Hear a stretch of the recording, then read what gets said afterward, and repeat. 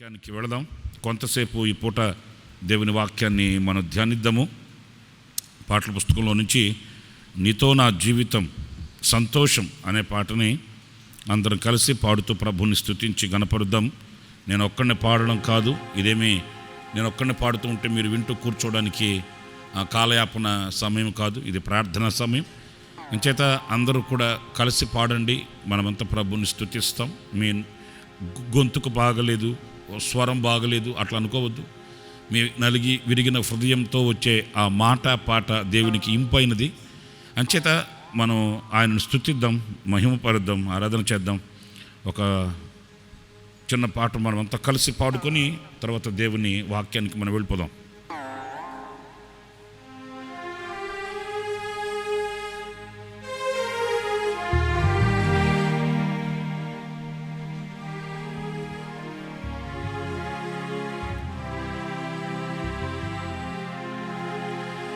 నీతో నా జీవితం సంతోషమే, నీతో నా అనుబంధం మాధుర్యమే, నీతో నా జీవితం సంతోషమే, నీతో నా అనుబంధం మాధుర్యమే, నీతో నా జీవితం సంతోషమే, నీతో నా అనుబంధం మాధుర్యమే. నా యేసయ్యా కృప చూపుచున్నావు, వాత్సల్యపూర్ణుడవై నా యేసయ్యా నడిపించుచున్నావు, స్ఫూర్తి ప్రదాతవై నా యేసయ్యా కృప చూపుచున్నావు, వాత్సల్యపూర్ణుడవై నా యేసయ్యా నడిపించుచున్నావు, స్ఫూర్తి ప్రదాతవై. ఆరాధ్యుడా యేసయ్యా, నీతో నా అనుబంధం మాధుర్యమే. ఆరాధ్యుడా యేసయ్యా, నీతో నా అనుబంధం మాధుర్యమే.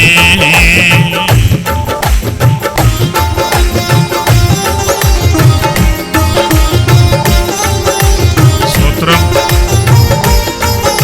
కలిసి పాడుదాం. కుటుంబాలలో ఉన్నవాళ్ళు మీరు కూడా కలిసి పాడండి.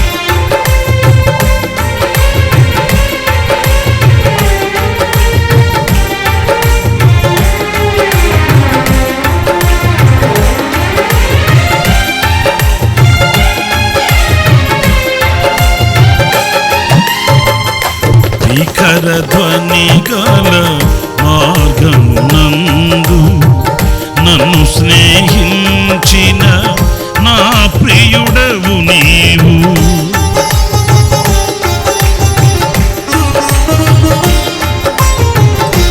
శిఖర ధ్వని గల మార్గమునందు నన్ను స్నేహించిన నా ప్రియుడవు నీవు, కలనైన మరువను నీవు నడిపిన మార్గం, క్షణమైన విడువను నీతో సహవాసం, కలనైన మరువను నీవు నడిపిన మార్గం, క్షణమైన విడువను నీతో సహవాసం. ఆరాధ్యుడా యేసయ్యా, నీతో నా అనుబంధం మాధుర్యమే. ఆరాధ్యుడా యేసయ్యా, నీతో నా అనుబంధం మాధుర్యమే.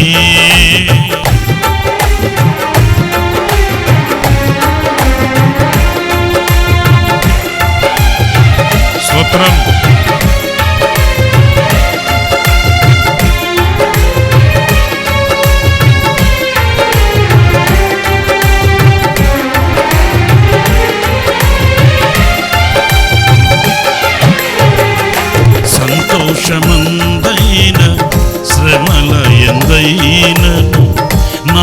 స్తుతి కీర్తనకు ఆధారము నీవే. ఆమేన్. సంతోషమందైన శ్రమల ఎందైన నా స్తుతి కీర్తనకు ఆధారము నీవే. నిత్యమైన మహిమలో నన్ను నిలుపుటకు శుద్ధ సువర్ణముగా నన్ను మార్చుచున్నావు. నిత్యమైన మహిమలో నన్ను నిలుపుటకు శుద్ధ సువర్ణముగా నన్ను మార్చుచున్నావు. ఆరాధ్యుడా యేసయ్యా, నీతో నా అనుబంధం మాధుర్యమే. ఆరాధ్యుడా యేసయ్యా, నీతో నా అనుబంధం మాధుర్యమే.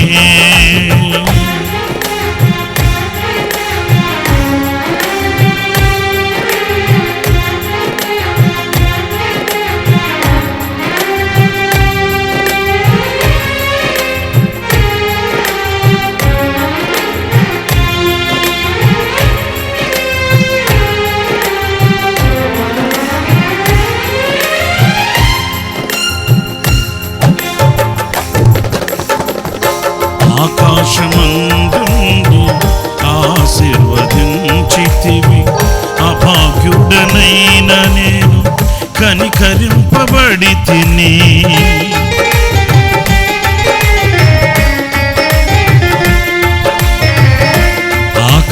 ఆకాశమందుండి ఆశీర్వదించితివి, అభాగ్యుడనైన నేను కనికరింపబడి తిని. నీలో నిలుచుటకు బహుగా ఫలించుటకు నూతన కృపలతో నన్ను నింపుచున్నావు. నీలో నిలుచుటకు బహుగా ఫలించుటకు నూతన కృపలతో నన్ను నింపుచున్నావు. నీతో నా జీవితం సంతోషమే, నీతో నా అనుబంధం మాధుర్యమే. అందరూ నీతో నా సంతోషమే, నీతో నా అనుబంధం మాధుర్యమే. అందరూ కలిసి గట్టిగా నీతో నా జీవితం సంతోషమే, నీతో నా అనుబంధం మాధుర్యమే. మహిమతో నిండిన కృపా సత్య ఇశ్రాయేలు స్తోత్రముల స్తోత్రం. యేసయ్యా యేసయ్యా, నా స్తుతుల సింహాసనం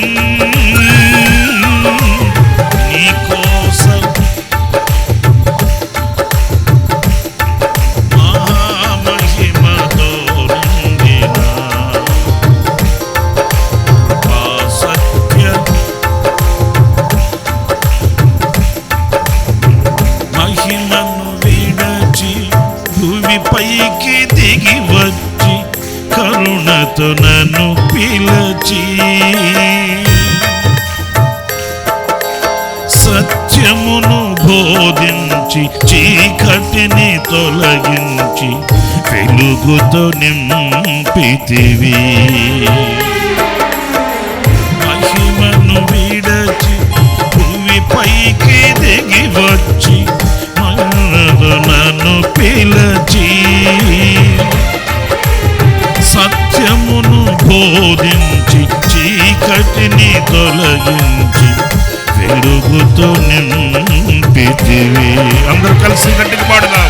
సదయుడవై స్థిరపరచి ఈ కృపలో నడిపించు వాడవు. సదయుడవై నా పాదములు తొట్టిల్లనివ్వగా స్థిరపరచి నీ కృపలో నడిపించువాడువు, మహామహిమతో నిండిన కృపా సత్య సంపూర్ణుడా, ఇశ్రాయేలు స్తోత్రములపై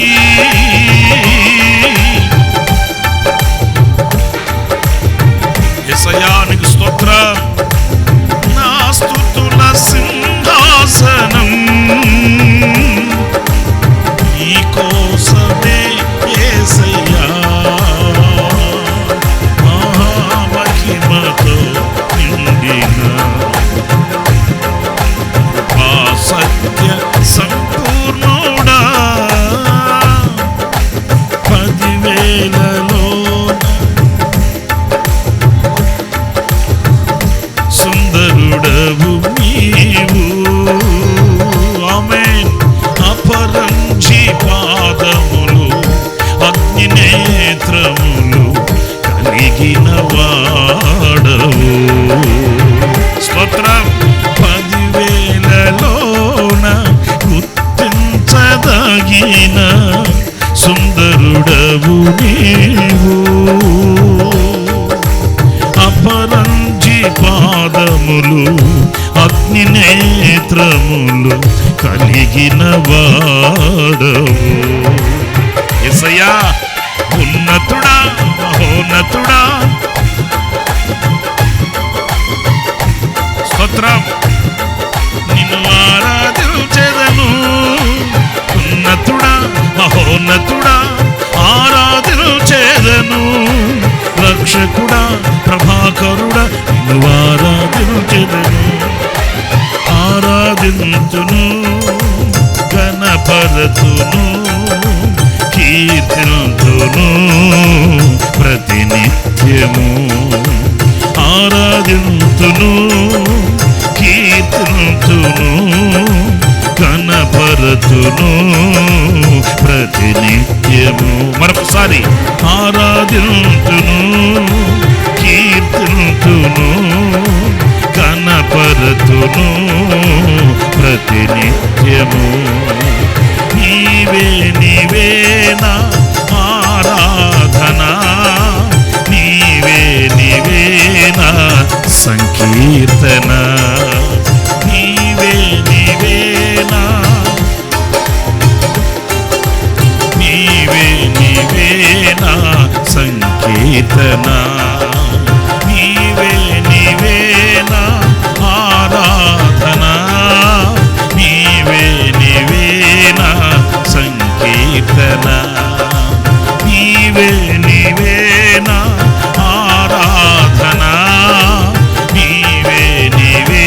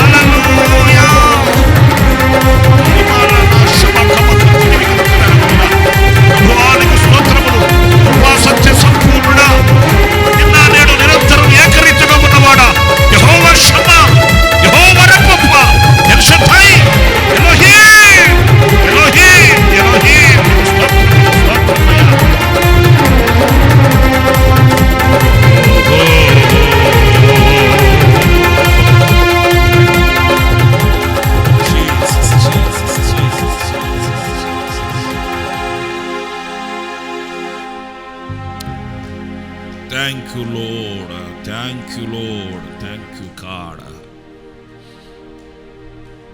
కృపా సత్య సంపూర్ణుడా నీకు స్తోత్రములు నాయన, స్తోత్ర గాడ్. హల్లెలూయా, హల్లెలూయా, హల్లెలూయా. కబకన శబ కబ కబ కలన మధుర నిబలన శనిబి కబ కబ కలన మధురి లిబ కబ కలన శక కక కతిబి కబ కబ కబ కలన మధుర నిబలన శనిబి కబ కబ కబ కబ కలన మధురి. రక్తమే జయం, రక్తమే జయం, రక్తమే జయం, రక్తమే జయం, జయం జయం జయం జయం.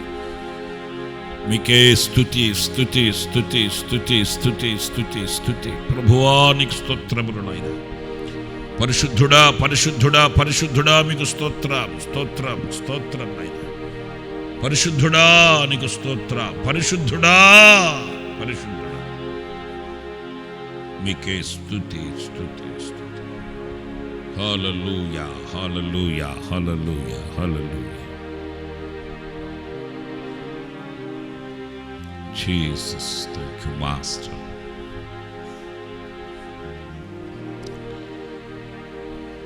కృపా సత్య సంపూర్ణుడా, నిన్న నేడు నిరంతరం ఏకరీతిగా ఉన్న జీవాధిపతి అయిన ప్రభువా మీకు వందనాలు. ఈ జూలై మాసంలో మరొకసారి మీ పాద సముఖములో చేరి మిమ్మల్ని స్తుతించి ఆరాధించే గొప్ప భాగ్యాన్ని, ధన్యతను నాకు మాకు మీరు అనుగ్రహించినందుకు శిరస్సు ఉంచి నమస్కరిస్తూ ఉన్నాను. మీ అపారమైన ప్రేమను, మీ లోతైన లోతు, ఎత్తు, పొడవు, వెడల్పు లేని అపరిమితమైన ప్రేమను ధారాళంగా మా ఎడల మీరు ప్రత్యక్షపరిచారు. అందుచేతనే సజీవుల దేశంలో నిలిచి సజీవుడమైన మిమ్మల్ని స్తుతించగలుగుతూ ఉన్నాము. ప్రభువా, అందుకు కృతజ్ఞులం. నేటి వరకు దాచి కాచిన తండ్రి, రాబో దినములను కూడా మా కొరకు దీవెనకరంగా మలచి మార్చి, మీ మహిమార్థమై మా బ్రతుకులను మలచి మార్చి, మా జీవితాలను, మా బ్రతుకులను మీ అరచేతిలో చెక్కుకొని నడిపించమని నన్ను, మమ్మల్ని మరొకసారి మీ పాద పద్మానికి అప్పగించుకుంటూ, ఈ మాటలు వింటూ ఈ కార్యక్రమంలో పాల్గొందిన ఒక్కొక్కరిని మీ బలమైన హస్తపు స్పర్శని మీ బిడ్డలకు అనుగ్రహించండి. మీ వాక్యపు ప్రత్యక్షతను, మీ వాక్యపు ప్రక్షాళనను ప్రభువు మీ బిడ్డలు అనుభవించినట్లుగా సహాయం చేయమని మమ్మల్ని మీ చేతులకు సమర్పించుకుంటూ యేసు ప్రశస్త నామములో ప్రార్థించి వేడుకొనుచున్నాను తండ్రి. Amen, amen.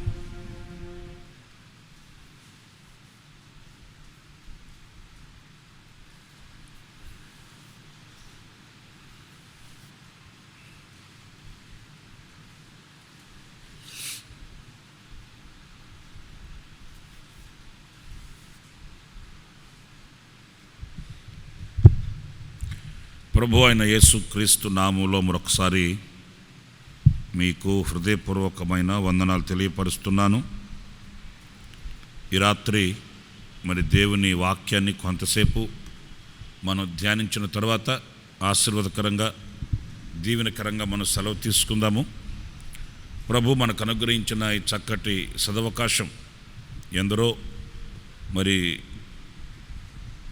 ధనికులకు, భాగ్యవంతులు అని చెప్పుకునే వారికి లేని మరి విశేషమైన భాగ్యాన్ని, గొప్ప తరుణాన్ని ప్రభు మనకు అనుగ్రహించాడు. అందుకు మనం ఎంతైనా కూడా కృతజ్ఞులం, ఆయనను స్తుతించబద్దులం. ప్రియులారా, లోకంలో ఈ రోజున అనేక విషయాలు మనం కళ్ళతో చూస్తూ ఉన్నాము, కొన్ని విషయాలు మనం వింటూ ఉన్నాము. కానీ ఆశ్చర్యకరుడైన దేవుడు మన ప్రక్కన నిలిచి మనల్ని బలపరచుచూ ఉన్నందుచేత ఈ రోజున మనం ఆయన యొద్ద నుంచి ధైర్యాన్ని పొందుకొని, శక్తిని పుంజుకొని అడుగు వేయగలుగుతున్నాము, అనర్గళంగా మాట్లాడగలుగుతున్నాము, ఆశ్చర్యమైన కృపలో దాచబడి ఉన్నాము అని చెప్పడానికి సందేహమేమీ కూడా లేదు. అయితే ఈ రోజున అనేక విషయాలు మనం చూస్తున్నప్పుడు, వింటున్నప్పుడు కొన్ని సందర్భాలలో ఆందోళన కలుగుతుంది, భయాందోళన కలుగుతుంది, అలజడి పాలవ్వవలసి వస్తుంది. ఎందుకంటే మనల్ని కలవరపరిచేవి, కృంగదీసేవి వార్తలు మనల్ని చేరినప్పుడు మనలో ఉన్న శక్తి తగ్గిపోతుంది. కానీ ఎలాంటి పరిస్థితులు మన ఎదుట నిలిచినప్పటికీ మనం వాటి వైపు చూడవలసిన వారం కాదు, కానీ సర్వశక్తి కలిగిన దేవుని వైపు చూస్తే ఆయనలో ఉన్న శక్తి మనకు ప్రత్యక్షమవుతుంది, ఆయనలో ఉన్న ప్రభావం మనకు ప్రత్యక్షమవుతుంది. ఆయన గత దినములలో చేసిన మహత్తరమైన కార్యములు మనల్ని వెన్నుతట్టి నడిపిస్తాయి. అందుచేత మనం సర్వశక్తి కలిగిన దేవుని వైపు చూడవలసిన వారమే, కానీ లోకంలో కలుగుతున్న పరిస్థితులే, ఎదురవుతున్న స్థితిగతులే మనం వాటి వైపు చూడవలసిన వారం కాము అనే విషయాన్ని మనం గమనించాలి. మన పితరుల జీవిత చరిత్రలో మనం ఎన్నో పాఠాలు నేర్చుకుంటాము. వారు నడిపించబడిన మార్గం ఎంతో ఉన్నతమైనది, ఎంతో ఇరుకైన మార్గమైనప్పటికీ ఆ ఇరుకైన మార్గంలో విశాలతను అనుభవిస్తూ వాళ్ళు విజయాన్ని చూడగలిగారు. ఏనాడు కూడా ఆయనను వెంబడించిన వాళ్ళు, ఆయనను హత్తుకున్న వాళ్ళు, ఆయన మీద ఆనుకున్న వాళ్ళు ఎప్పుడు అపజయం పాలై, నవ్వుల పాలై, తలవంపులు కలిగి వాళ్ళు కృషించిపోలేదు. కానీ ఎక్కడ నిలిచిన విజయ పతాకాన్ని ఎగరవేయగలిగారు. ఎక్కడ నిలిచినప్పటికీ వాళ్ళ పరిస్థితుల్ని మార్చగలిగారు. ఘనమైన సాక్షిగా ప్రభు కొరకై జీవించగలిగిన ఆ శక్తిని వాళ్ళు పొందుకున్నారు అనే విషయాన్ని పరిశుద్ధ గ్రంథంలో మనం చదువుతాం. కనుక ఈ రోజున ఒక చక్కటి మాట, యోహాను సువార్త 16వ అధ్యాయం, యోహాను సువార్త 16వ అధ్యాయం 22వ వాక్యంలో వ్రాయబడిన మాట నేను చదువుతాను, మీరు జాగ్రత్తగా వినండి. అక్కడ ఒక చిన్న మాట ఒక్కటే ఈ పూట నేను మీతో వివరించాలనుకుంటున్నాను. అదేంటంటే, మీ సంతోషమును ఎవడును మీ యొద్ద నుండి తీసివేయడు.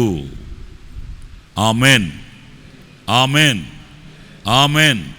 ప్రియులారా, చాలా చక్కటి ఆశ్చర్యకరమైన ఆశీర్వాదకరమైన మాట ఈ మాట. మీ సంతోషమును ఎవడును మీ యొద్ద నుండి తీసివేయడు. అంటే పరిస్థితులే కావచ్చు, వ్యక్తులే కావచ్చు, అధికారులే కావచ్చు, బలవంతులే కావచ్చు, సామంతులే కావచ్చు, సాహసవీరులే కావచ్చు, మన మీద కన్నెర్ర చేసి కుట్రలు పన్ని కూలతోయాలని, పాడు చేయాలని, మట్టి కరిపించాలని, మట్టుమాయం చేయాలని పలు విధాలుగా వాళ్ళు ప్రయత్నం చేసినప్పటికీ సాతాను యొక్క కుయుక్తులు ఏంటంటే, సమాధానంగా, నిమ్మలంగా, నెమ్మదిగా మనల్ని ఉంచకూడదు అనేది సాతాను యొక్క ఆశయం, వాడి యొక్క ప్రయత్నం కూడాను. మనం నిమ్మలంగా, నెమ్మదిగా, విశ్రాంతిగా, ప్రశాంతంగా ఉంటే వాడు చూడలేడు. అంచేత ఏం చేస్తాడు? కలవరపరుస్తాడు, కృంగదీస్తాడు, మనల్ని అధైర్యపరుస్తాడు, పలు విధాలుగా అధైర్యపరుస్తాడు. అయితే వానికంటే శక్తి కలిగిన దేవుడు మన ప్రక్కన నిలిచి ఉన్నాడు. దేవునికి మహిమ కలుగునుగాక. వానికంటే శక్తి కలిగిన దేవుని చేతిలో మనం నిలిచి ఉన్నాం. వానికంటే పరాక్రమము కలిగిన దేవునిని మనం ఆశ్రయించి ఉన్నాం. మనం ఆయన రక్తం చేత కడగబడి, కొనబడి, విమోచించబడిన వారు. మనం ఆయన సొత్తు అని వాక్యం చెప్తుంది. అంచేత ఆయన మనతో ఉన్నంతకాలం, ఆయన మనతో నడిచినంత కాలం, ఆయనను మించి మన దగ్గరకు వచ్చి మనల్ని హరించగలిగిన వాడు, మనల్ని నాశనం చేయగలిగిన వ్యక్తి కానివ్వండి, శక్తి కానివ్వండి, ఏది కూడా లేదు అనే సత్యాన్ని మనం ఏనాడు కూడా మర్చిపోకూడదండి.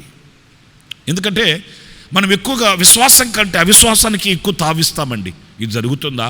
అది వస్తుందా? నేను ఉండగలుగుతానా? నేను రాగలుగుతానా? నేను చేయగలుగుతానా?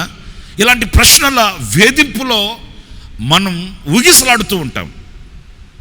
మన శక్తిహీనతలో దేవుని శక్తి పరిపూర్ణమై ఉంటుంది అని మనం వివేచించలేమండి.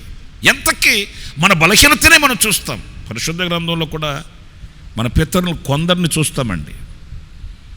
దైవజనుడైన మోషేను ప్రభు పిలిచినప్పుడు దేవుని శక్తిని కాకుండా తన బలహీనతను చూశాడు. గిద్యోని దేవుడు పిలిచినప్పుడు దైవశక్తిని కాకుండా తన బలహీనతను చూసుకున్నాడు, తన స్థితిని చూసుకున్నాడు. దేవునితో సాకులు చెప్పడం ప్రారంభించాడు. ప్రియులారా, దేవుడు ఆనాడు వారిని బలహీనులను విడిచిపెట్టలేదు, కానీ శక్తిహీనులను త్రోసివేయలేదు. కానీ వాళ్ళ బలహీనతలలో దేవుని శక్తిని అనుగ్రహించి ప్రత్యక్షపరిచి ఆయన వారి ద్వారా చేయించుకోవాలనుకున్న పని సంపూర్తి చేసి గొప్ప శక్తి కలిగిన పాత్రలుగా వారిని ఆయన నిలబెట్టిన ఘన చరిత్ర పరిశుద్ధ గ్రంథంలో మనం చదువుతూ ఉంటాము. అందుచేత మనల్ని పాడు చేయాలని, మన సంతోషాన్ని హరించాలని ఎవడు కూడా ముందుకొచ్చినప్పటికీ ఎవడు మీ యొద్ద నుండి తీసివేయలేడు. స్తోత్రం కలుగునుగాక. ఎందుకు ఈ రోషం కలిగిన ఈ మాట ప్రభు చెప్తాడు అనంటే, లోకస్తులకి కొందరికి ఆనందం సంతోషం ఉంటుంది, కానీ అలాంటి సంతోషం ఆనందం కాదు. మనకు ఆయన అనుగ్రహించే ఆనంద సంతోషాలు కొంతకాలం, ఇంతకాలం, క్షణిక కాలం అన్నట్లుగా కాదండి. లోకస్తులైన వారికి అది క్షణిక కాలం అట వారి ఆనందం, వాళ్ళ సంతోషం. చూడండి, యోబు గ్రంథంలో మనం ఆ మాటలు చదువుతాము. యోబు గ్రంథం 20వ అధ్యాయం 4వ వాక్యంలో, దుష్టులకు విజయం కొద్ది కాలముండును. దుష్టులకు ఆ మాట మనం అనలేం, కానీ దేవుని వాక్యం అనొచ్చు. దేవుని వాక్యం ఆ మాట అనడానికి యోగ్యమైనది. అందుచేత వాక్యములో వ్రాయబడిన మాట, వారికి విజయము కొద్ది కాలం ఉండును, భక్తిహీనులకు సంతోషము, భక్తిహీనులైన వారికి సంతోషము ఒక నిమిషం మాత్రమే ఉంటుందంటండి. నేను అంటాను, నిమిషం తర్వాత ఎక్కడికి వెళ్తుంది? ఎక్కడికి వెళ్ళదు. ఏదో ఒకటి వచ్చి దోచుకు వెళ్ళిపోద్ది వాళ్ళ దగ్గర నుంచి. వాళ్ళకి మనకు వ్యత్యాసం ఏంటి? మనకు కలిగినట్లుగానే వాళ్ళకి కూడా సంతోషం కలుగుతుంది, వాళ్ళకి కలిగినట్లు మనకు కూడా సంతోషం కలుగుతుంది. అయితే వాళ్ళకి మనకు వ్యత్యాసం ఏంటంటే, మన దగ్గర ఉన్న సంతోషాన్ని ఎవడు తీసివేయలేడు. స్తోత్రం కలుగునుగాక. కానీ ఇదిగో, దుష్టులు అని పేరు పెట్టబడిన వ్యక్తులు సంతోషం కలిగి ఉంటారు, వాళ్ళ దగ్గర సంతోషం స్థిరంగా ఉండదండి. ఏదో ఒకటి వచ్చి దోచుకు వెళ్ళిపోతుంది. ఏదో ఒకటంటే ఏముంటుంది? ఏదో ఒకటంటే ఒకవేళ ఐహిక విచారాలు కావచ్చు, లేక ఆర్థిక సమస్యలు కావచ్చు, అనారోగ్యపు పరిస్థితులు కావచ్చు, లేక లోకంలో కనబడుతున్న పరిస్థితుల ప్రభావాలు కావచ్చు. ఏదైనప్పటికీ వాళ్ళ దగ్గర నుంచి దోచుకుని వెళ్ళిపోవచ్చు. కొన్ని కుటుంబాలకు వెళ్ళి చూడండి మీరు. నేను చెప్తున్నానని కాదు, మీరు చూడండి, ప్రాక్టికల్గా చూడండి. కొన్ని కుటుంబాలకు వెళితే అంతలోనే పీకల దాకా తింటారు, అంతలోనే తినింది అడిగిన దాకా దన్నుకుంటారు. నిజమండి, వాళ్ళు తిన్నది ఏది వ్యర్థం కాదు. ఎంత బలంగా తింటారో అంత బలంగా తన్నుకుంటారు. తన్నుకోవడానికి బలం కావాలని తింటారు. మరి ఇప్పుడే కదరా బాబు కూర్చొని తిన్నారు, అందరూ ఓకమ్ముడుగా కూర్చొని కుండలు ఖాళీ చేశారు. మరి ఇంత లోపల ఇంత గొడవ ఎందుకు వచ్చింది, ఇంత రగడెందుకు జరిగింది అంటే దానికి మనం ఏం చెప్తాం? సాతానుగాడు ఒక్కొక్క బాణం విసురుతాడు, ఆ బాణానికి వాళ్ళు గురవుతారు, వాళ్ళ దగ్గర ఉన్న సంతోషం ఎగిరిపోతుందండి. కానీ ఆయన రక్తం చేత కడగబడిన, ఆయన సొత్తైన, ఆయన ప్రజలమైన మనము వాళ్ళలా ఆనందాన్ని పోగొట్టుకోవడం, సంతోషాన్ని పోగొట్టుకోవడం కాదు. కానీ ఎవ్వడు కూడా మన దగ్గర నుంచి ఆ సంతోషాన్ని తీసివేయలేడు అని సర్వశక్తి కలిగిన దేవుడు ఒక అభయ వాక్కుని ఆయన మనకు అనుగ్రహిస్తున్నాడు అని అంటే, ఎవరైతే విశ్వసించి మరొక్కసారి ఆయన కౌగిలిలో ఉండడానికి ఇష్టపడిన వారై, ఆయన ముఖకాంతిలో, ఆయన కనుదృష్టిలో నిలిచి, ఆయన సరసన, ఆయన నీడలో బ్రతకాలని కోరిక కలిగిన వారై ఉంటారో, వారికి ఈ దీవెన, ఈ వాగ్దాన ఫలము తథ్యం, నిశ్చయం వాళ్ళు అనుభవించగలుగుతారు. తరతరములు వాళ్ళు సంతోష సమాధానాలతో జీవితాన్ని వెళ్ళబుచ్చుకోగలుగుతారు అనే సత్యాన్ని ఈ వాక్యంలో మనం గమనించాలి. ఇప్పుడు ఇక్కడ ఒక 2-3 మాటలు నేను మీతో చెప్పనా. ఇక్కడ మీ సంతోషమును అన్నాడే. మీ సంతోషము అంటే ఎవరిళ్ళు, ఎవరి దగ్గర ఉంటుంది ఆ సంతోషం? ఆ సంతోషం కలిగిన వ్యక్తులు ఎవరు? ఒక 3 మాటలు నేను మీకు జ్ఞాపకం చేస్తాను, మీకు బాగా తెలిసిన విషయాలు. అదేంటంటే 126వ కీర్తన 6వ చరణంలో మనం చదివితే, 126 6వ చరణంలో, ఈ సంతోషం కలిగిన వ్యక్తులు ఎవరు అంటే, పిడికిడు విత్తనములు చేత పట్టుకుని ఏడ్చుచు పోవు విత్తువాడు సంతోషం. ఇక్కడ విత్తువాడు అనే మాట మనం ఆలోచించాలండి. ఎవరు సంతోషంగా ఉండగలిగేది, ఎవరు సంతోషంగా ఉన్నారు అనంటే విత్తువాడు సంతోషంగా ఉంటాడట. ప్రియమైన వారలారా గమనించండి, ఇక్కడ మనం గమనించి ఆలోచించవలసిన విషయం ఏంటంటే, మీ సంతోషము అన్నాడు. ఆ మీ అనే చోట వాళ్ళు ఎవరు, సంతోషం కలిగిన వ్యక్తులు ఎవరు, ఎవరి సంతోషాన్ని ఈ లోక సంబంధమైన సాతానే కానీ పరిస్థితులే కానీ తీసివేయలేవు అనే విషయాన్ని ఆలోచిస్తే, ఈ సంతోషం కలిగిన వ్యక్తులు ఎవరంటే, ఎవడైతే విత్తగలుగుతాడో వాడు సంతోషంగా ఉంటాడండి. విత్తాలి. ఇది మన వాడుక భాషలో గనక మనం మాట్లాడుకుంటే, వాడుక భాషలో మనం తలంచుకోవాలి, మాట్లాడుకోవాలి అనంటే, ఎవడైతే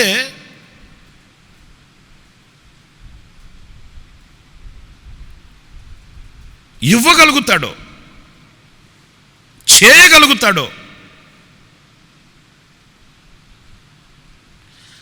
అతడు తాను విత్తిన దానిని బట్టి, అతడు తాను చేసిన దానిని బట్టి అతనికి సంతోషం కలుగుతుందండి.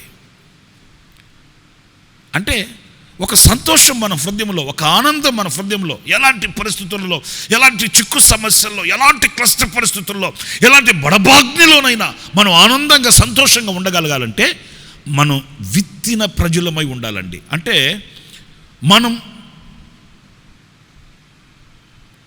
కార్యమును పూనుకొని చేయగలిగిన వ్యక్తులమై ఉండాలండి.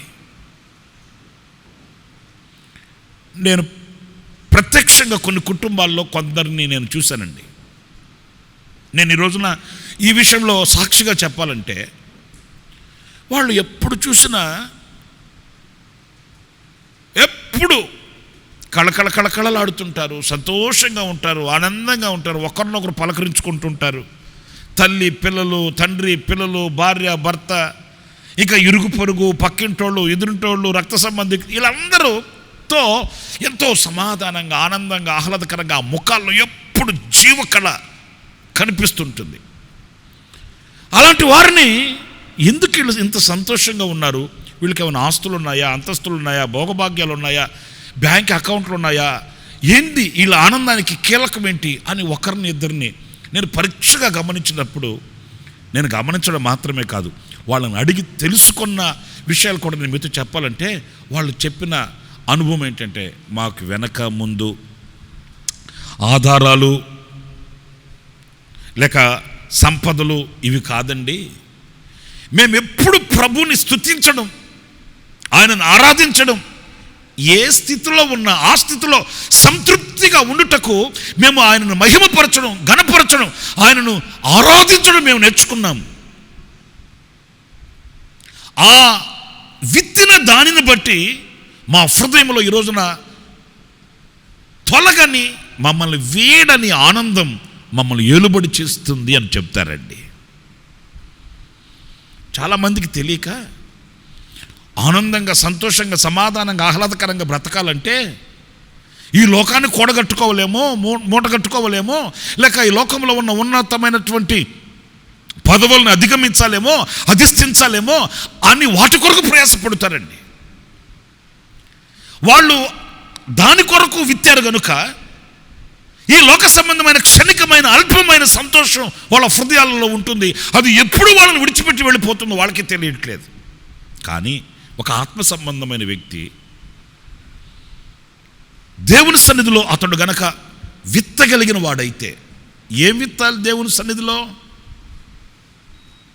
వాక్యంలో మనం చదువుతాము, పుచ్చుకొనుట కంటే ఇచ్చుట ధన్యము అని వ్రాయబడి ఉంటుంది. ఏమిస్తాము ఆయనకి? ఏం చెల్లించగలుగుతాము ఆయనకి?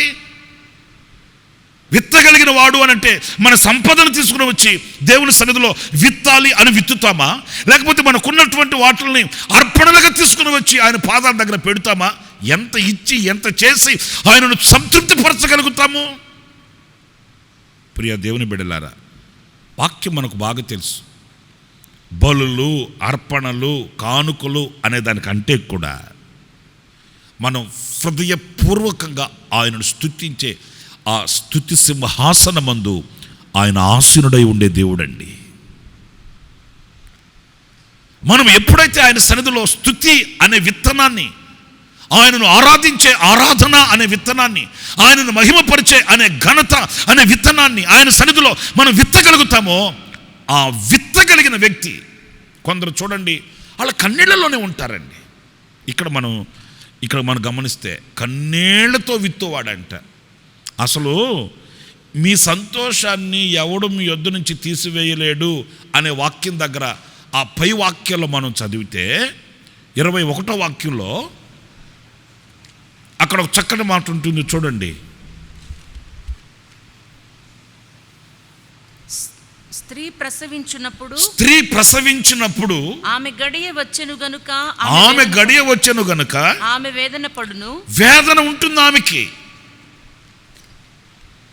వేదన అంటే శ్రమ కలుగుతుంది, వేదన ఉంటుంది, కన్నీళ్ళు ఉంటాయి. అయితే ఆశ్చర్యకరమైన సంగతి ఏంటంటే వేదన, కన్నీళ్ళు, కష్టం ఇవన్నీ కలిగాయి, అవి అలాగే శాశ్వతంగా ఉన్నాయని కాదు. ఆ తర్వాత ఒక గడియ వస్తుంది. ఆ గడియ ఎలాంటి గడియ అనంటే ఆమె పడిన శ్రమ అంతటిని మర్చిపోయి, స్తోత్రం కలుగును గాక, ఆమె ఆనందిస్తుంది, సంతోషిస్తుందట. ఆమె గంతులు వేస్తుందట. ఆమె హృదయంలో ఎప్పుడు ఎరుగని ఒక సంతోష సమాధానాలు ఆమె గుండెల్లో తుణికిసలాడుతాయట. నిజమే, విశ్వాస సంబంధమైన మన బ్రతుకులో కూడా ఒకవేళ కన్నీళ్ళలో ఉన్నామా, ఇబ్బందుల్లో ఉన్నామా, ఎలాంటి పరిస్థితుల్లో ఉన్నామా, ఏ స్థితిగతుల మధ్యలోనైనా ఆ కన్నీళ్లతో మనం విత్తగలిగిన వారమే. అయితే కొందరికి కష్టం వచ్చింది అనుకోండి, ఏదైనా ఇబ్బంది కలిగితే చేసే ప్రార్థన చేయరు, పాడే పాట పాడరు, ఇచ్చే కానుకలు ఇవ్వరు, వెళ్ళే మందిరానికి వెళ్ళరు. ఇక మొత్తం సమస్తం ప్రత్యేకంగా కనిపిస్తాయండి. ఏమండి, ఆదివారం పూట మీరు మందిరంకి వెళ్ళేవాళ్ళు కదా, ప్రభువుని ఆరాధించేవాళ్ళు కదా, ఇప్పుడు ఏంటండి ఇంట్లో ఉన్నారంటే మనసేం బాగలేదులేండి. మనసు బాగలేదట, అందుకు మనిషి నిలిచిపోయిందంట. ఇంకా కొంతమందిని మనం గనక గట్టిగా మాట్లాడామనుకో, ఏంటండి మనసు బాగలేకపోవడం ఏంటండి, మరి మనసు బాగలేనప్పుడే కదా దేవుని దగ్గరికి వెళ్ళి విషయాలు చెప్పుకోవాలి ప్రభుతో అన్నామనుకోండి, వాళ్ళకి ఎక్కుతుంది కిక్కు. ఇంకేమంటారు తెలుసా, వెళ్ళి చేసి భక్తి చాలండి, వెళ్ళి భక్తి చేసాం, ఏమొచ్చి పడిందంటే ఇక్కడ. ఇంకా వాళ్ళ మాటలు పెదవి దాటితే పెనుగొండలు దాటిపోతాయి. విరక్తితో కూడిన మాటలండి. ఇంత భక్తి చేసాము, ఇంత నిష్ఠగా ఉన్నాము, ఇంత నిజాయితీగా ఉన్నాము, ఇన్ని కార్యక్రమాలు చేసాము, పరుగు పరుగున వెళ్ళి మేము అన్ని కార్యక్రమాలు దేవుని సన్నిధిలో చేస్తే మాకు వచ్చిన లాభం ఏంటండి అని అడుగుతారండి. నన్ను అడిగింది ఒక తల్లి, ఎవరో సంగతి ఏంటి, నన్ను అడిగింది. ఆమె ప్రార్థనా మందిరంలో కనిపించలేదు. నేను వెళుతుంటే అదొక చిన్న కాలని నీళ్ళ పంపు దగ్గర నీళ్లు పట్టుకోవడానికి కానీ బిందె పట్టుకుని ఉంది. ఆమె వెళ్ళేవాడిని వెళ్లకుండా ఆగి నేను ఆమెను పిలిచి, ఏమ్మా మందిరికి రావట్లేదేంటి అన్నాను. ఆశ్చర్యమైన సంగతి చెప్పనా, ఆమె నన్ను ఎంత విరక్తిగా మాట్లాడిందంటే నాతో, వచ్చి చేసిన సాల్లే అయ్యా, చేసిన భక్తి సాల్లే అనిందండి. నేను అంతటితో ఊరకుండా ఏంటమ్మా అలా మాట్లాడితేనేంటి, అలా విరక్తిగా మాట్లాడితేనేంటి, దేవుడు ఎన్ని మేలు చేశాడు మీకు అట్లా అన్నాను. అప్పుడు ఆమె అనింది, ఏంటి ఆయన చేసిన మేలేంటి, ఏంటి మేలు చేశాడన్నావు, ఏం మేలు చేశాడు ఆయన, అలా ఎగబడుతుంది. నేను అన్నాను, ఏం మేలు చేయలేదమ్మా నీకు, ఏంటి అట్లా మాట్లాడతారేంటి అట్లా అంటే, ఆమె నన్ను అనింది, దేవుడి దగ్గరికి మేము వస్తున్నాం, కానుకలు ఇస్తున్నాం, ఎంతెంత కానుకలు ఇచ్చాం, ఎంతెంత ప్రార్థనలు చేసాం, నా కొడుకుని పాస్ చేయించకూడదా దేవుడు అనిందండి. ఓహో అదా, ఏంటమ్మా ఏమైందంటే, మా అబ్బాయి ఫెయిల్ అయ్యాడుగా, ఏం దేవుడు పాస్ చేయించకూడదా మా బిడ్డనే అట్లని. నేను అన్నాను, సర్లేమ్మా ఈ సంవత్సరం కాబట్టి వచ్చే సంవత్సరం దేవుడు సహాయం చేస్తాడు, దేవుని చిత్తం ఏదో ఉంటుంది, దేవుని ప్రణాళిక ఏదో ఉంటుంది, మనం అట్లా మాట్లాడకూడదు, వాడిని బిలువమ్మ చిన్న ప్రార్థన చేసి వెళ్తాను అన్నాను. ఎందుకంటే మ్యాటర్లోకి ఎంటర్ అయ్యానుగా, ఇప్పుడు ఏం చెప్పకుండా ప్రార్థన కూడా చేయకుండా వెళ్ళిపోతే బాగోదని, సరే ఏదో ఒక చిన్న ప్రార్థన చేసేసి వెళ్దామని, ఇప్పుడు ఆ సమస్య అదే కదా అని ఆయన విలువం వచ్చిన ప్రార్థన చేసేసి వెళ్తాను అంటే వాడిని పిలిచింది, వాడు ఆకారం ఏకారంగా ఉంది. వాడిని చూస్తే నాకు దడబుట్టింది, ఎందుకంటే వాడు జడ వేసుకొని ఉన్నాడు.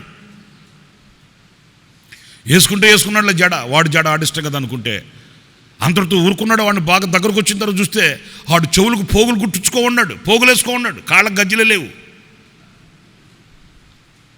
ఇక ఆయన పాస్ చేయాలంటే దేవుడు, ఇప్పుడు విశ్వాసి అయిన తల్లి బిడ్డకి చెప్పుకోలేదండి, నాయన దేవుడు నిన్ను ఆశీర్వదించాలంటే, దేవుడు నిన్ను గణపరచాలంటే, దేవుడు నీకు మంచి భవిష్యత్తు ఇవ్వాలంటే ఈ ఏషాలు ఉండకూడదురా? పరిశుద్ధులను ఆశీర్వదించే దేవుడైనా, పవిత్రులను దీవించే దేవుడైనా, యథార్థ హృదయం కలిగిన వారిని గణపరిచే దేవుడైనా అపవిత్రతను సహించేవాడు కాదు. కనుక నువ్వు మారు మనసు పొందు, ఆయన సన్నిధికి నీవు రావాలి, ఆయన సన్నిధిలో యథార్థంగా బ్రతకాలి అని చెప్పుకోవడం ఆ తల్లికి చేతగా లేదు. అట్లాగా ప్రవర్తించే వాడిని దేవుడు పాస్ చేయాలంట. ఫెయిల్ చేయడమే మంచిదైంది, ఎందుకంటే ఆ 10వ తరగతి పాస్ చేయించి మళ్ళీ దేవుడు ఇంటర్మీడియట్ కాలేజీకి ఎక్కించుంటే వీడికి జడ పోగులే ఉన్నాయి. ఇప్పుడు ఇంకా కాస్త ఆ కాలేజీ మెట్లు ఎక్కుంటే ఇంకేమేమి వేసుకునేవాడు మనం చూడలేక సచ్చేవాళ్ళమే. దేవుడు తెలుసు కదా, ఆయన పాస్ చేయలేదంట, అందుకని ఈమె దేవుడు లేడు గీవుడు లేడు, మేము అంత కానుకలు ఇచ్చాం అంటే ఆమె కానుకలు ఇచ్చే వ్యక్తి అని చెప్పి కళ్ళు మూసుకొని దేవుడు ఆడిని పాస్ చేయించాలంట. ఇట్లాంటి వాళ్ళు ఉంటారండి. ఇట్లాంటి వాళ్ళు నాకే కాదు మీకు కూడా తటస్థించుంటారు. నన్ను అడిగితే ఇట్లాంటి వాళ్ళు మెజారిటీ అని చెప్పుకోవాలి, మనమే మైనారిటీ. ప్రియ సహోదరులారా, అలా కాదు. ఏ స్థితిగతులలో చూడండి, ప్రసవ వేదన పడుతున్న ఒక స్త్రీని ఎందుకు పోల్చాడు అంటే, ఒకవేళ అంత శ్రమ నీకున్నప్పటికీ, అంత శోధన నీకున్నప్పటికీ, ఆ స్థితిలో నీవు విత్తి చూడు దేవుని సన్నిధిలో. ఆ విత్తిన దానిని బట్టి సంతోషం నీ హృదయాన్ని ఏలుబడి చేస్తుంది. హల్లెలూయా. సంతోషమందైన శ్రమల ఎందైనను నా స్తుతి కీర్తనకు ఆధారము నీవే. ఏ స్థితిలోనైనా సంతోషంగా ఉన్నప్పుడు మాత్రమే పాటలు పాడి ఆయనను స్తుతించి ఆయన సన్నిధిలో స్తుతిని విత్తడం కాదు, ఆనందంగా ఉన్నప్పుడు మాత్రమే గంతులు వేయడం కాదు, ఒక స్థితిలో మాత్రమే మనం సమాధానంగా బ్రతకడం కాదు.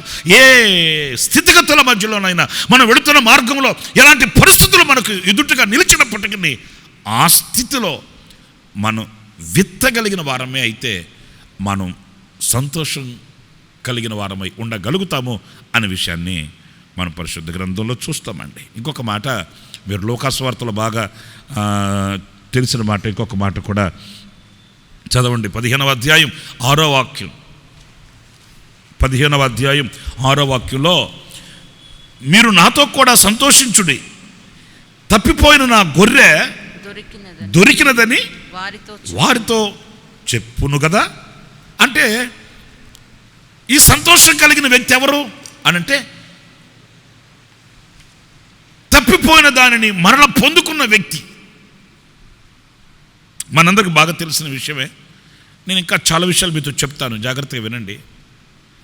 ఈ సంతోషాన్ని కలిగిన వ్యక్తి ఎవడు అనంటే, ఎవడైతే పోగొట్టుకొనిన దానిని పొందుకోగలిగిన వాడై ఉంటాడో, పొందుకొనిన వాడై ఉంటాడో అతడు సంతోషంగా ఉండగలుగుతాడు. ఆ సంతోషాన్ని ఎవడు కూడా అతని దగ్గర నుంచి తీసివేయలేడు. ప్రియమైన దేవుని బిడ్డలారు, ఇక్కడ ఈ 15వ అధ్యాయంలోనే 3 విషయాలు మనం చదువుతాము. తప్పిపోయిన గొర్రె, పోగొట్టుకొనిన నాణ్యము, తప్పిపోయిన కుమారుడు. ఈ ఉపమానాన్ని ప్రభు ఎందుకు చెప్పాడు అనంటే, పోగొట్టుకొనిన వాడు మరలా దాన్ని పొందుకోవాలి కదా. వింటున్నారండి? పోగొట్టుకుని వాడు పోగొట్టుకున్నానని అలాగే నిలిచిపోతే వానికి ఏం ప్రయోజనం? వానికి సంతోషం ఎలా వస్తుంది? పోగొట్టుకుని వాడు పోగొట్టుకున్నాను కదా అని అలాగే కుప్పకూలిపోతే అతని హృదయంలో ఎలా ఆనందం కలుగుతుంది? ఆనందం ఉంటుంది. అతనికి ఆనందం ఎప్పుడు అనంటే, ఆ పోగొట్టుకొనిన దానిని మరలా అతడు పొందుకోగలగాలి, మరలా సంపాదించుకోగలగాలి.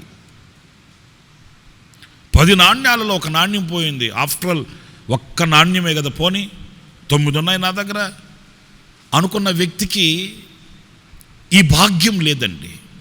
నేను ఎందుకు ఈ మాట ఎంత విమర్శగా చెప్తున్నానంటే, ఈ రోజున అనేక మంది దేవుని దగ్గర పొందుకొనిన ఆశీర్వాదకరమైన వాటిని పోగొట్టుకొనిన వాటి యందు ఏ మాత్రం చింత కూడా లేని ప్రజలుగా ఉన్నారండి. పురులారా, కాస్త మనసు పెట్టి ఆలోచించండి మాటల్ని.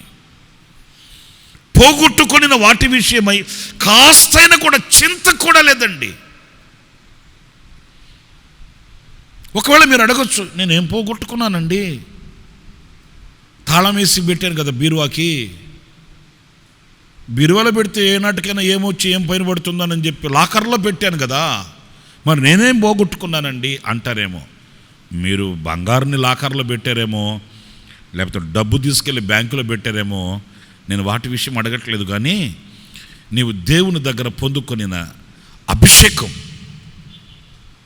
దేవుని మూలముగా పొందుకొనిన శ్రేష్టమైన వరం, దేవుని దగ్గర నుంచి పొందుకొనిన సమాధానం, ఆయన యొద్ద నుంచి నువ్వు పొందుకొనిన ఆయన అపురూపమైన స్వరూప దర్శనం, ఇలా నేను చెప్తే మీరు ఆలోచిస్తే ఎన్నో ఉంటాయండి. ఒకప్పుడు నీకున్న ప్రార్థన జీవితం, ఒకప్పుడు నీకున్న సమర్పణ జీవితం, ఒకప్పుడు నీకున్న వైరాగ్యం, ఒకప్పుడు నీకున్న విశ్వాసం, ఒకప్పుడు నీకున్న దేవుని సన్నిధిలో కనిపెట్టి ప్రార్థన చేసే ఆ ఓర్పు, నేర్పు, సహనం ఈ రోజున కలిగే ఉన్నామా అనే ప్రశ్నకి నీ అంతరంగం సమాధానం చెప్పగలదా? మీరు ఆలోచించండి. ఏదో ముసుగులో మనం కొనసాగిపోవడం కాదు కదా.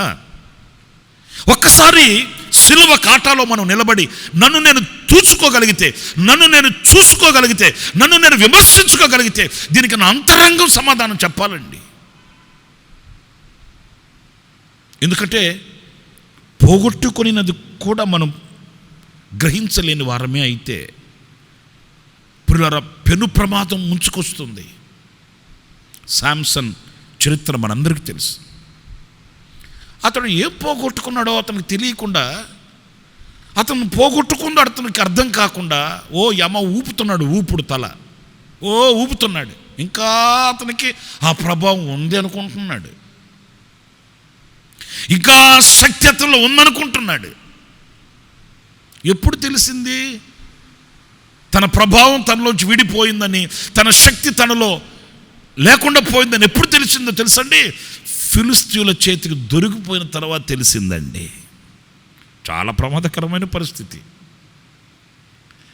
ప్రియమైన దేవుని బిడ్డలారా, ఈరోజు నేను మీతో చెప్పగలిగింది కూడా ఏంటంటే, ప్రభు దగ్గర మనం పొందుకొనిన ఆధ్యాత్మికమైన వాటిల్ని ఏటిల్ని పోగొట్టుకున్నాను అనే వివేచన మనకు లేకపోతే, ఆ తర్వాత మనం ఎక్కవలసిన వేదిక ఎలాంటి వేదిక అనంటే, మనం నిలవలేని వేదిక.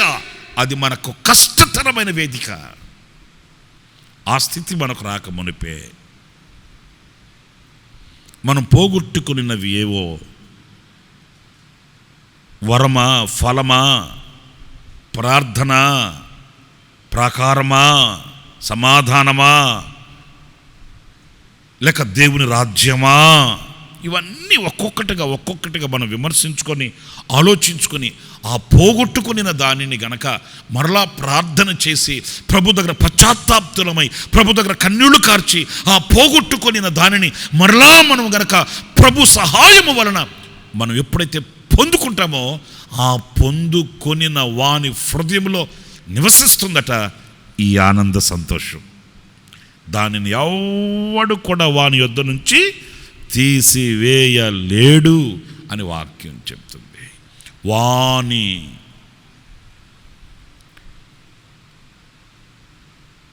ఈ రోజున వాణి దగ్గర నుంచి వాణి అనే దగ్గర నుంచి అనే చోట మనం నిలబడితే మన దగ్గర ఉన్న సంతోష సమాధానం, మనం పొందుకొని ఆనంద సంతోషం సమాధానం ఎవడు తీసివేయకూడదు.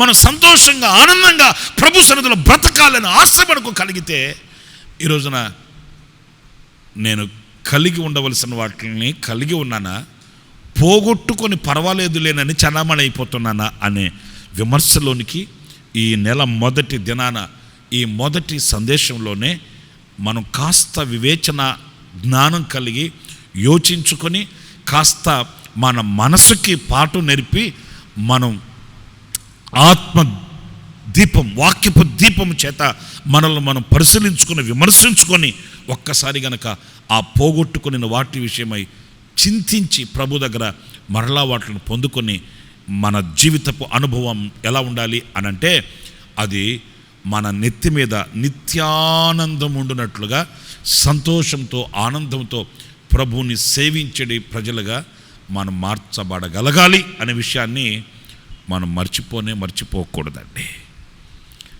మనకు వేరే వేరే వేరే వేరే ఆల్టర్నేట్ ఆర్గ్యుమెంట్స్ ఏం అవసరం లేదు. ఇది తప్ప, అది ఒప్ప, ఇది కరెక్టా, అది రాంగ్, ఇవన్నీ వద్దు. మనకు అబద్ధమాడని అర్థం, రెండంచులు కలిగిన వాడి అయిన ఖడ్గం, మన జీవితాన్ని సరైన మార్గంలో నడిపించగలిగిన దీపం వాక్యం ఉంది.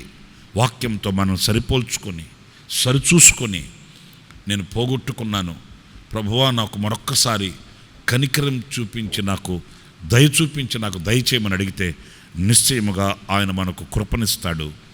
తద్వారా మనము ఆనందించగలుగుతాం, సంతోషించగలుగుతాం.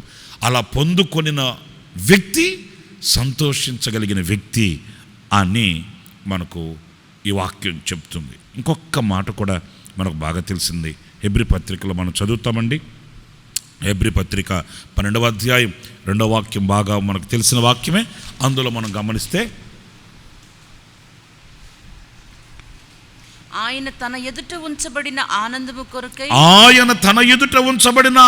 కొరకై అవమానమును నిర్లక్ష్యపెట్టి. ప్రియులారా చూడండి, ఇక్కడ ఆనందము కొరకై అంటే ఆనందము పొందుకోవాలని అవమానములను నిర్లక్ష్యపెట్టి సిలువను సహించి. చాలండి, ఇంతవరకు చాలు.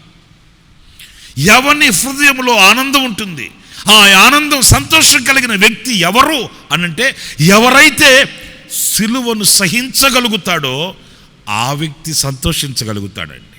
స్తోత్రం కలుగునుగాక. హల్లెలూయా. బిడ్డలారా,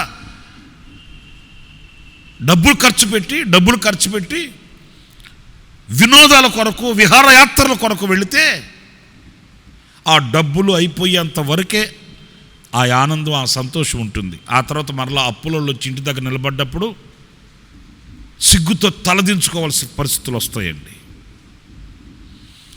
అయితే శాశ్వతమైన ఒక ఆనందం ఉంది, శాశ్వతమైన ఒక సంతోషం ఉంది.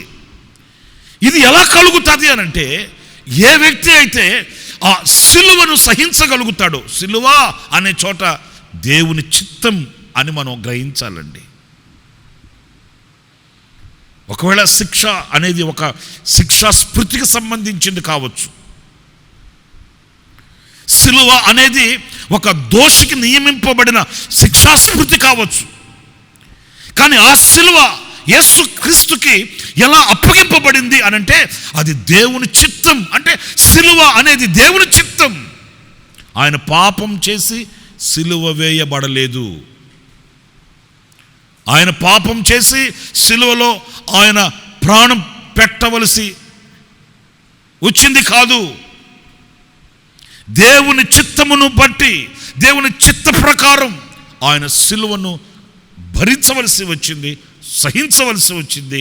ఇప్పుడు మన జీవితంలో మనం సిలువను సహించాలంటే మనల్ని కూడా యెరూషలేముకు తీసుకెళ్ళి యెరూషలేము పురవీధుల్లో కొరడాలతో కొట్టి, ఆ తర్వాత మనకు మొండ్ల కిరీటం పెట్టి, ఆ తర్వాత మనల్ని కూడా తీసుకెళ్ళి కపాలం అనే స్థలంలో సిలువకు వేలాడదీయాల్సిన అవసరం లే. అయ్యా, నాకు కూడా సిలువను సహించాలని ఉంది అని నన్ను యెరూషలేముకి తీసుకెళ్ళి సిలువేయండి అయ్యా అంటే ఫ్లైట్ ఛార్జీలకు తడిచి మోపుడవుద్ది. అంత అవసరం లే. సిలువకు సమము, సిలువకు సాదృశ్యం ఏంటంటే ఆయన చిత్తమును మనం సహించడం, ఆయన చిత్తమును మనం భరించడం, ఆయన చిత్తమును మనము మోయడం, ఆయన చిత్తమును మనం నెరవేర్చడం, ఆయన చిత్తమును ప్రీతికరమైనదిగా మనం ఎంచుకోవడం. ఇది సంతోషానికి పునాది, ఆనందానికి పునాది. ఎవరైతే ఆయన చిత్తాన్ని చేయగలుగుతాడో, ఆయన చిత్తమును సహించగలుగుతాడో, ఆయన చిత్తాన్ని భరించగలుగుతాడో, ఆయన చిత్తాన్ని కొనసాగించగలుగుతాడో, ఆ చిత్తము చేయవాడు సంతోషంగా ఉండగలుగుతాడండి. చాలామంది తన ఆలోచనానుసారంగా, తన యొక్క జ్ఞానానుసారంగా నడిపించబడి సంతోషంగా ఉండాలని ప్రయత్నం చేసి కుప్పకూలిపోయిన అనుభవాలు ఎన్నో ఉన్నాయండి. వాళ్ళకి వాళ్ళ జ్ఞానం, వాళ్ళ తెలివితేటలండి. అది చేస్తే, ఇది చేస్తే, అలా చేస్తే, ఇలా చేస్తే, అంతేగాని దేవుని చిత్తం ఏంటి, దేవుని ప్రణాళిక ఏంటి, దేవుని యొక్క ఉద్దేశం ఏంటి వాళ్ళకి అనవసరం అండి. వాళ్ళకి అంత ఓపిక కూడా ఉండదండి. వెళ్ళేటప్పుడు ప్యాసింజర్లో వెళ్తారు, మరలా వచ్చేటప్పుడు ఎక్స్ప్రెస్లో వస్తారు. అవునండి. చేసేటప్పుడు బ్యాండ్ మేళాలు పెట్టి, తప్పెట్లు తాళాలు పెట్టి, లైట్లు కట్టి, ఫోజులు పెట్టి మోజు తీర్చుకుంటారు. వారం 10 రోజులు అయిపోయిన తర్వాత దివాళా బోర్డు తగిలిచుంటాడు అక్కడ. ఏమన్నా ఆయన మహానుభావ అంటే కలిసి రాలేదంటాడు. కలిసి రాకపోతే ఈయన కలిసిపోకూడదు, ఈయన బోర్డు కలిసి ఆ వ్యాపారం కూడా కలిసి రాదు. ఇక ఆయన అక్కడే, వ్యాపారం ఎక్కడే. 11 గంటల దాకా దుప్పటి గప్పు పడుకొని ఉంటాడు. ఎందుకంటే దివాళా బోర్డు. ఈరోజు అపజయానికి కారణం ఏంటి? దేవుని చిత్తాన్ని ఎరుగకే కదా. ఎవడైతే ఆయన చిత్తాన్ని ఎరిగిన వాడై ఉంటాడో అతను సంతోషంగా ఉంటాడు. ప్రియులారా, ఇక్కడ 3 మాటలు మీతో చెప్పాను. ఒకటేమో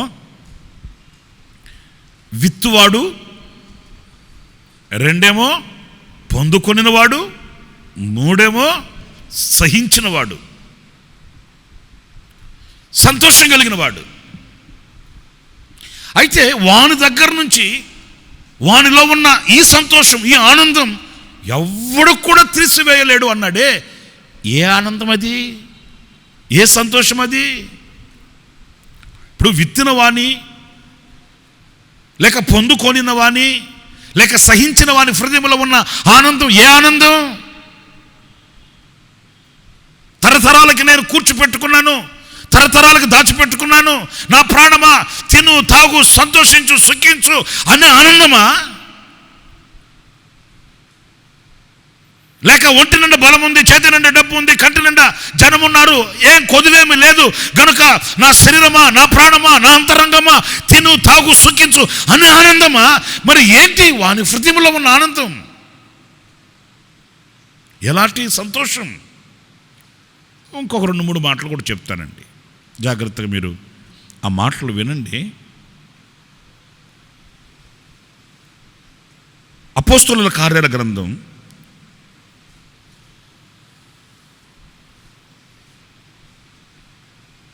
8వ అధ్యాయం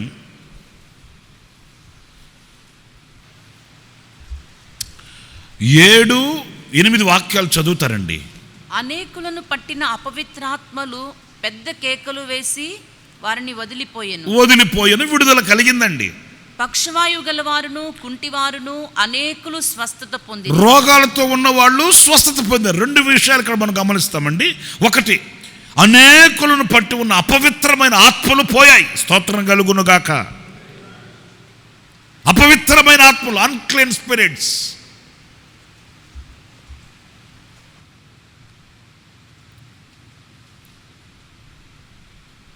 పరిశుద్ధతకి, ఈ అపవిత్రతకి పొత్తే లేదండి. అపవిత్రమైన ఆత్మ అపవిత్రమైన కార్యాలు చేస్తుంది, పరిశుద్ధమైన ఆత్మ పరిశుద్ధమైన కార్యాలు చేస్తుందండి. మీరు వింటున్నారా? ఒక అపవిత్రమైన ఆత్మ పట్టిన వ్యక్తిని ఇట్టే గుర్తుపట్టచ్చు మనం. ఎట్ట గుర్తుపడతామండి పాస్టర్ గారండి? థర్మామీటర్ నోట్లో పెట్టి చూస్తే జ్వరం చూసినట్టు చూడొచ్చా? అట్లా తెలియదు.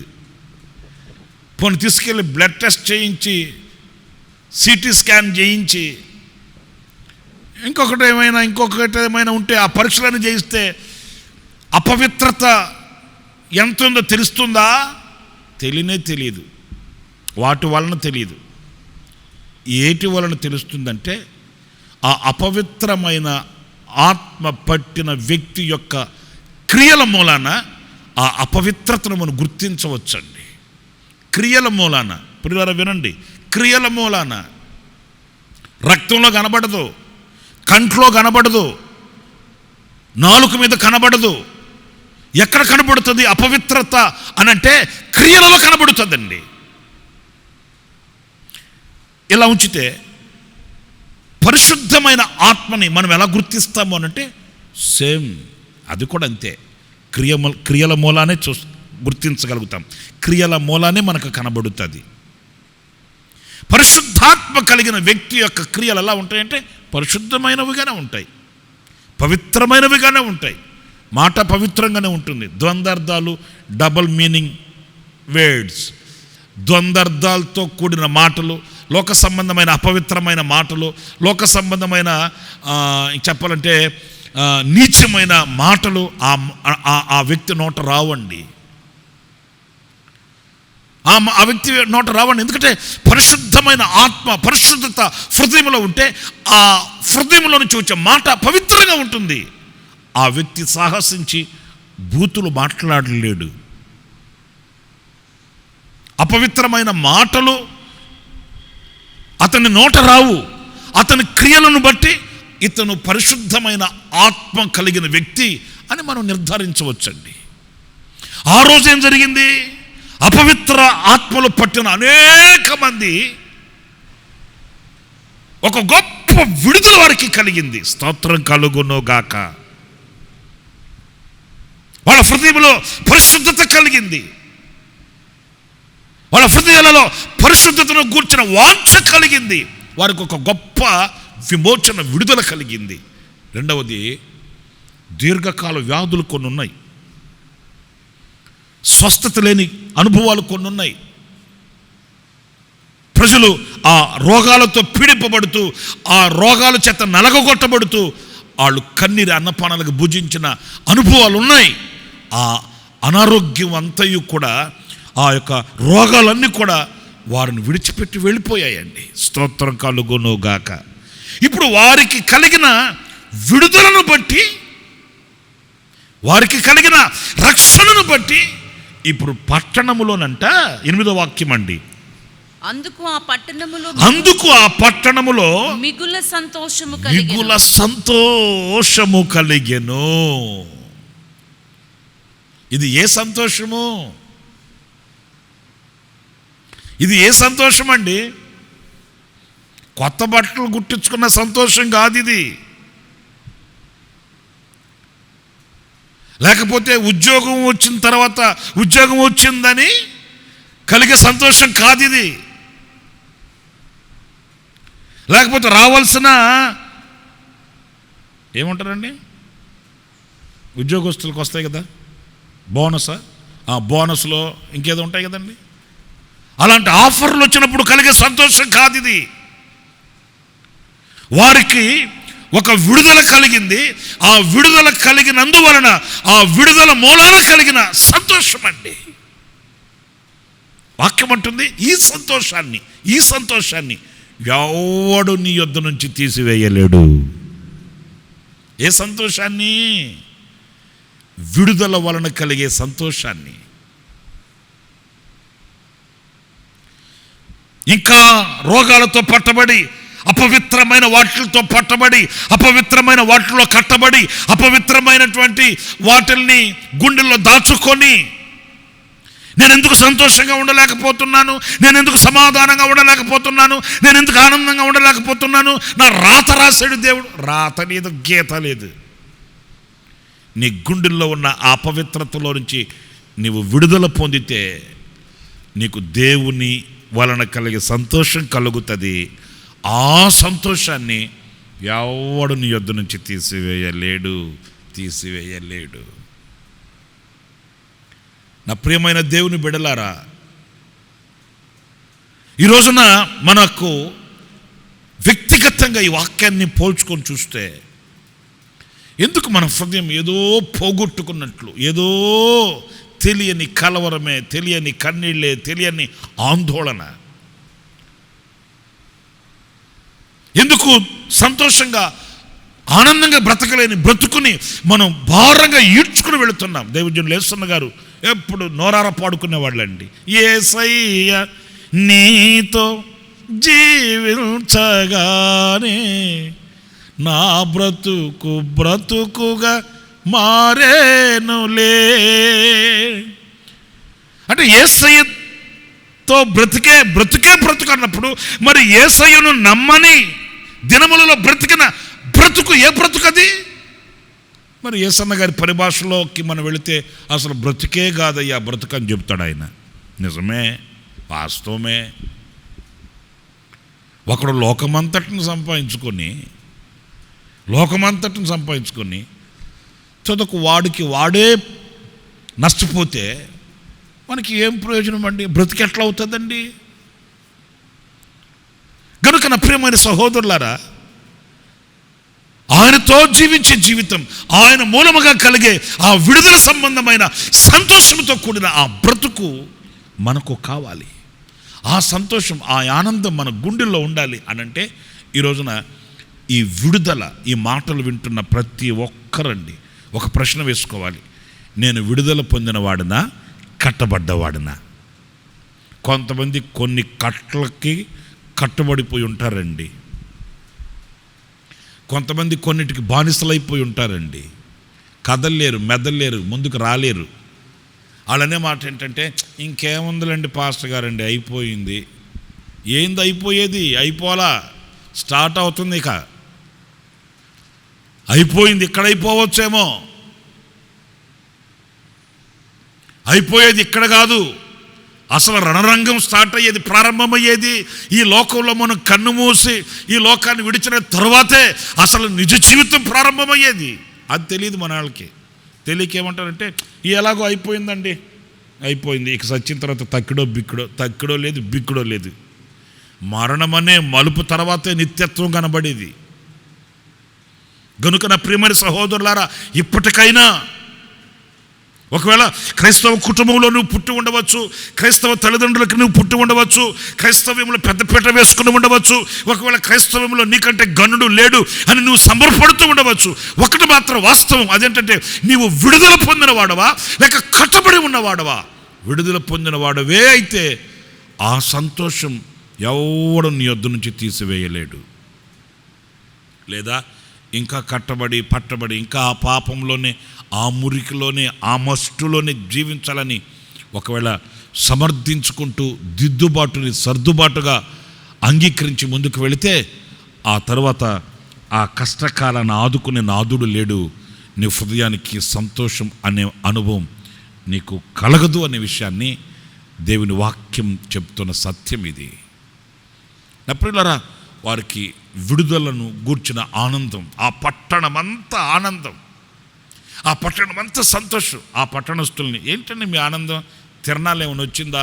జాతర ఏమైనా వచ్చిందా అంటే, తిరణాలు కాదు, జాతర కాదు బాబు, మా ప్రజలు మేము విడుదల పొందాము, మాలో ఉన్న అపవిత్రత తొలగింది, మాలో ఉన్న రోగాలు తొలగాయి, మేము విడుదల పొందాం, మేము స్వస్థ చిత్తులమయ్యాం, మమ్మల్ని ఆయన పవిత్రమైన పరిశుద్ధమైన రక్తంతో కడిగి పరిశుద్ధపరిచి మాలో ఉన్న అపవిత్రతను తొలగించాడు. ఇది రక్షణ ఆనందం. ఈ ఆనందాన్ని మనం కలిగి ఉండాలండి. ఈ ఆనందాన్ని మనం కలిగి ఉంటే ఎవడు దానిని తీసివేయలేడు. ఈ ఆనందం కొరకే మనం ప్రార్థించాలి. ఈ ఆనందం కొరకే మనం మొరపెట్టాలి, ప్రభుని వేడుకోవాలి. యేసుక్రీస్తుని నమ్ముకుంటే ఏదో ఇల్లు కట్టించేస్తాడు, పిల్లలకి పెళ్ళిళ్ళు చేసేస్తాడు, పిల్లలకి చదువులు ఇచ్చేస్తాడు, ఉద్యోగాలు ఇచ్చేస్తాడు, వ్యాపారాలు ఇచ్చేస్తాడు అనేదానికంటే కూడా నీ ఆత్మకు రక్షణ ఇస్తాడు యేసుక్రీస్తు. నీ కట్టబడిన జీవితాన్ని విడిపిస్తాడు యేసుక్రీస్తు. కులాలు మార్చడం, మతాలు మార్చడం, మతంలో చేర్చుకోవడం కాదు యేసుక్రీస్తు చెప్పిన సుబోధలు, సుచరిత్ర కలిగిన సందేశాలు. నీ హృదయం కట్టబడి పట్టబడి నలిగి కుంగి కృషించిపోతూ లోకపు కబంధ హస్తాలలో నలుగుతున్న నీ జీవితానికి ఒక ఘనమైన గొప్ప విడుదల యేసుక్రీస్తు ఒక్కడే ప్రసాదించగలిగిన దేవుడు. ఎందుకంటే ఆయన సర్వాధికారి, సర్వశక్తిగల దేవుడు గనుక ఆయన ఒక్కడే నీకు విడుదల ప్రసాదించగలిగిన వాడని యోచించి ఆ విడుదల ఈ రాత్రి ప్రియులరా, మీ అంతరంగం నాకు తెలియదు సుమా, మీ గుండె లోతులు నేను చూడలేను సుమా, కానీ చూడగలిగిన శక్తి గల దేవునికి నీ అంతరంగం తెలుసు. నీ అంతరంగం తెలుసు. నాయనా, నేను కట్టబడి ఉన్న కట్లు ఇవి, నేను బంధించబడి ఉన్న బంధకాలు ఇవి, నేనున్న అపవిత్రత ఇది, నన్ను విడిపించి తప్పించి రక్షించి కాపాడి హక్కున చేర్చుకో. ఈ రాత్రి నాకు రక్షణ ఆనందాన్ని నీవు ప్రసాదించమని కోరుకుంటే ఈ రాత్రి క్షణాలలో నా దేవుడు నీ గుండెల్లో ఆయన ఒక ప్రవాహము వలె ప్రవహింపచేస్తాడు రక్షణ ఆనందాన్ని. దానిని ఎవ్వడు నీ యొద్ద నుంచి తీసివేయలేడు. మరొక మాట మనం చదివితే చూడండి, పరిశుద్ధ గ్రంథంలో జకర్యా గ్రంథం 8వ అధ్యాయం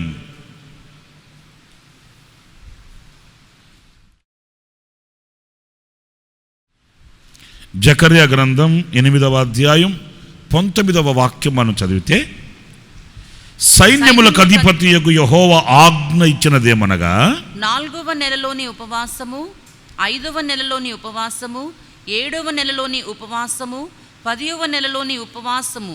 బో, ఇన్ని ఉపవాసాలా? 4వ నెల, 5వ నెల, 5వ నెల, 7వ నెల, 7వ నెల, 10వ నెల, 10వ నెల ఉపవాసము. యూదా ఇంటి వారికి సంతోషమును. చూసారండి, ఏంటి వాళ్ళకి యూదా ఇంటి వారికి సంతోషం ఏంటండి?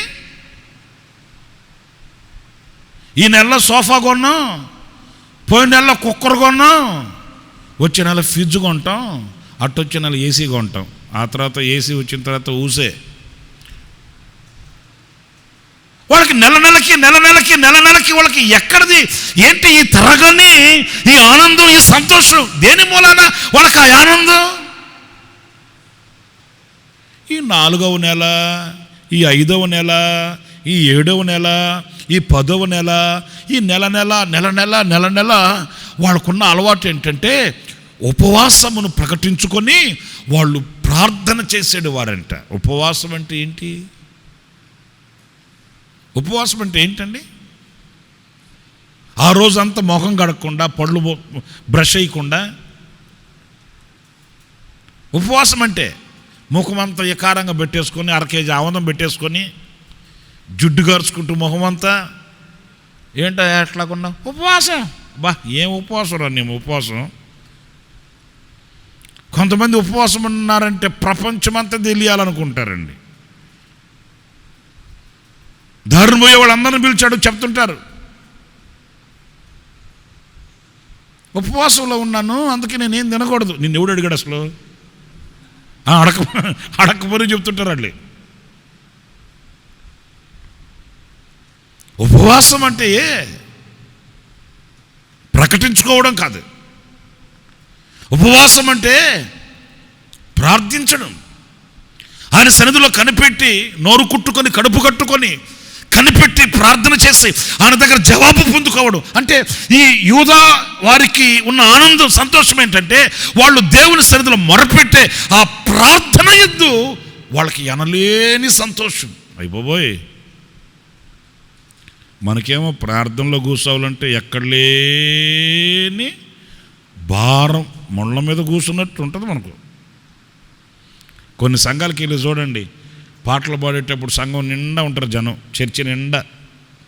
ఇంకా యూత్ వాళ్ళు, వృద్ధులు, యవనులు అందరూ, చర్చి ఫుల్ కితకితలాడిపోద్ది పాటలు పాడినంతవరకు. ఇంకా స్టేజ్ మీద కూడా మొత్తం యూత్ వాళ్ళు, కోయిర్ టీం ఒకే డ్రెస్ వేసుకుని ఫుల్గా ఉంటారు. పాదిరి గారు కనుక ప్రసంగం స్టార్ట్ చేస్తే చాలు సగం మందిరం ఖాళీ అయిపోద్ది. పాటలు పాడిన యూత్ వాళ్ళు కూడా ఉండరు, ఎందుకంటే వాళ్ళకి చాలా బిజీ వర్క్ ఉంటుంది కదా. అది పాటలు పాడేటప్పుడు బాగానే ఉంటారు జనం. ఇక పాస్టర్ గారు కనుక 4 మాటలు కనుక స్టార్ట్ చేశాడంటే సగం మందిరం ఖాళీ అవుతుంది. ఇక కనుక ఇంకో మాట చెప్పనా, అందరూ మోకరించండి, ఒక అర్ధగంట సేపు అందరూ కొన్ని సమస్యల కొరకు ప్రార్థన చేద్దాం అన్నాడంటే ముందున్న 3 లైన్లు తప్ప ఇంకెవరు ఉండరు అక్కడ.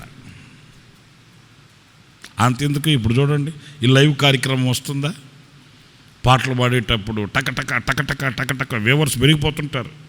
700, 800, 1000, 1010 అబ్బో టకటక బాబా పెరిగిపోతుంటారు వ్యూవర్స్. మళ్ళీ కింద కామెంట్ బాక్సులు రాస్తుంటారు, ప్రైజ్ లార్డ్ అన్నా, సోస్రాలన్నా, నువ్వు కనబడన్నా, ఈ బొమ్మలు తీసేయన్నా అని చెప్తుంటారు కింద. పాటలు పక్కన పెట్టి ప్రార్థన చేద్దామని చెప్పండి, 600, 400, 200, 1000, 400, 200, 100. లాస్ట్ ప్రార్థన చేసి మనం ఆశీర్వాదం ఇచ్చేసరికి 3 ఉంటారు, వాళ్ళు కూడా ఎట్ట బాగా అక్కడ కూర్చొని ఉంటారు అంతే. అదే పాటలు అని చెప్పండి. మనకు లేనిది వారికి ఉన్నది అదే.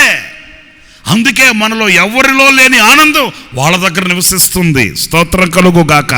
ఏంటి యోధా ఇంటి వారికి కలిగిన ఆనందం ఏంటి? యోధా వారి కుటుంబంలో తొణికిసలాడుతున్న సంతోష సమాధానాలు, వాళ్ళు పిల్ల పాపతో ఆనందంగా ఆహ్లాదకరంగా బ్రతకడానికి గల కారణం ఏంటంటే వాళ్ళు ప్రతి నెల కూడా ఉపవసించి ప్రార్థన చేస్తున్నారట. అది వాళ్ళకి సంతోషం అటండి. ఏమంటే నేను అంటాను, ఉపవసించి ప్రార్థన చేసే సంతోషం, ఆనందం ఈరోజు మన గుండెల్లో ఉంటే దానిని నీ యొద్ద నుంచి ఎవడు కూడా తీసివేయలేడండి. నా ప్రియమైన సహోదరులారా, మీరు ఆలోచించండి. ఎవరు ఆయన సన్నిధిలో మోకరించి ప్రార్థన చేయగలుగుతాడు? ఏ కుటుంబం అయితే మోకరించి ప్రార్థన చేయగలుగుతుందో, కుటుంబముగా చేరి ఆయన సన్నిధిలో మోకరించగలుగుతారో, ఆ మోకరించే ఆ కుటుంబం సమాధానం అనే వర్షం చేత తడపబడుతుందండి. సంతోషం అనే వర్షం చేత తడపబడుతుందండి. ఒకవేళ ఆ ఇంట్లో పేదరికమే ఉండొచ్చు, పేదరికంలో కూడా సంతోషంగానే బ్రతకగలుగుతారండి. ఒక మాట చెప్పనా, ఆధారాలు లేకయే ఈ భూమిని ఆయన వేలాడదీసి ఉన్నాడట. ఆధారమే లేదు ఈ భూమికి. కాంక్రీట్ వేసి, పిల్లర్లు వేసి, బీములు వేసి, 24 mm 25 mm రాడ్లు బిగించి పిల్లర్లు కట్టి ఆ పిల్లర్ల మీద పెట్టల ఈ భూమిని. అలా విశ్వంలో తిరుగుతూ ఉంది, దీనికి ఆధారమే లేదు. ఇంత పెద్ద భూతలాన్ని ఆధారము లేకయే నిలబెట్టిన దేవుడు నీ చిన్న జీవితాన్ని ఆధారము లేకయే పోషించుటకు శక్తి గలవాడు ఆయన. నీకు ఏ కొదువ ఉన్నా, ఏ అవసరత ఉన్నా, ఒకవేళ పేదరికములోనే ఉన్నప్పటికీ ఆ పేదరికములో నీవు కుడికాయను ఎడమకాయను తొలగక ఆయన కొరకైన బలమైన సాక్షిగా నువ్వు నిలిచేటట్లు ఆధారాలు లేకయే నిన్ను పోషించగలిగిన శక్తి గల దేవుడు ఏమీ కొదువ కానివ్వడైనా. నీ పేదరికంలో కూడా సంతోషం నీ ఇంట్లో పొంగుతుంటుంది. మనాళ్ళకి తెలియక పాలు పొంగిచ్చయ్యా, పాలు పొంగిస్తే ఏమవుతుంది? పొయ్యిలో పడతాయి. పొంగిన పాలు ఏమవుతాయి? పాత్రలో ఉంటాయా? పొంగిన పాలు పొయ్యిలో పడతాయి. పాలు కాదు పొంగాల్సింది. సంతోషం నీ హృదయంలో పొంగాలి, ఆ ఆనందం నీ హృదయంలో నిలవాలి. ఆ ఆనందం, ఆ సంతోషం ఏమై ఉండాలి అనంటే ఈ లోక సంబంధంగా అవి ఇవి ఇవి అవి కొన్నాను అని వాటి వలన కాదు, కానీ నీవు దేవునితో గడిపే ఆ సమయం, దేవునితో నీవు మొరపెట్టుకునే సమయం, ప్రభుతో నీవు మొరపెట్టుకుని ప్రార్థించే ఆ ప్రార్థన యొక్క ఫలం సంతోషం, ఆనందం. యోధా ఇంటి వారందరికీ ఆ ఆనందం. ఈ ఆనందం నీవు కలిగి ఉంటే ఎవడు నీ యొద్ద నుంచి ఈ ఆనందాన్ని తీసివేయలేడు. నా ప్రియమైన సహోదరులారా, సాతానుగాడు ఎన్ని కుతంత్రాలు పన్నినా, ఎన్ని కుయుక్తులు వేసినా వీడి దగ్గర నుంచి ఈ సంతోషాన్ని ఎట్ట తీసేస్తావురా అంటే ఎట్ట తీసేస్తాడు? అది మనకు దేవునికి కలిగిన అనుబంధం. అది మన అంతరంగములో ఉన్న సింహాసనం, మన గుండె లోతులలో గూడు కట్టుకొని ఉన్న ఆ గుడి, ఒక ఆలయం. దాన్ని ఎలా తీస్తాడండి? కొన్నిటికి ఆధారాలు ఉండవు. నాకు ఎందుకో గుర్తొచ్చింది, ఎవరో చెప్తే విన్నాను, మరి ఎందుకు ఇప్పుడు గుర్తొచ్చింది నాకు.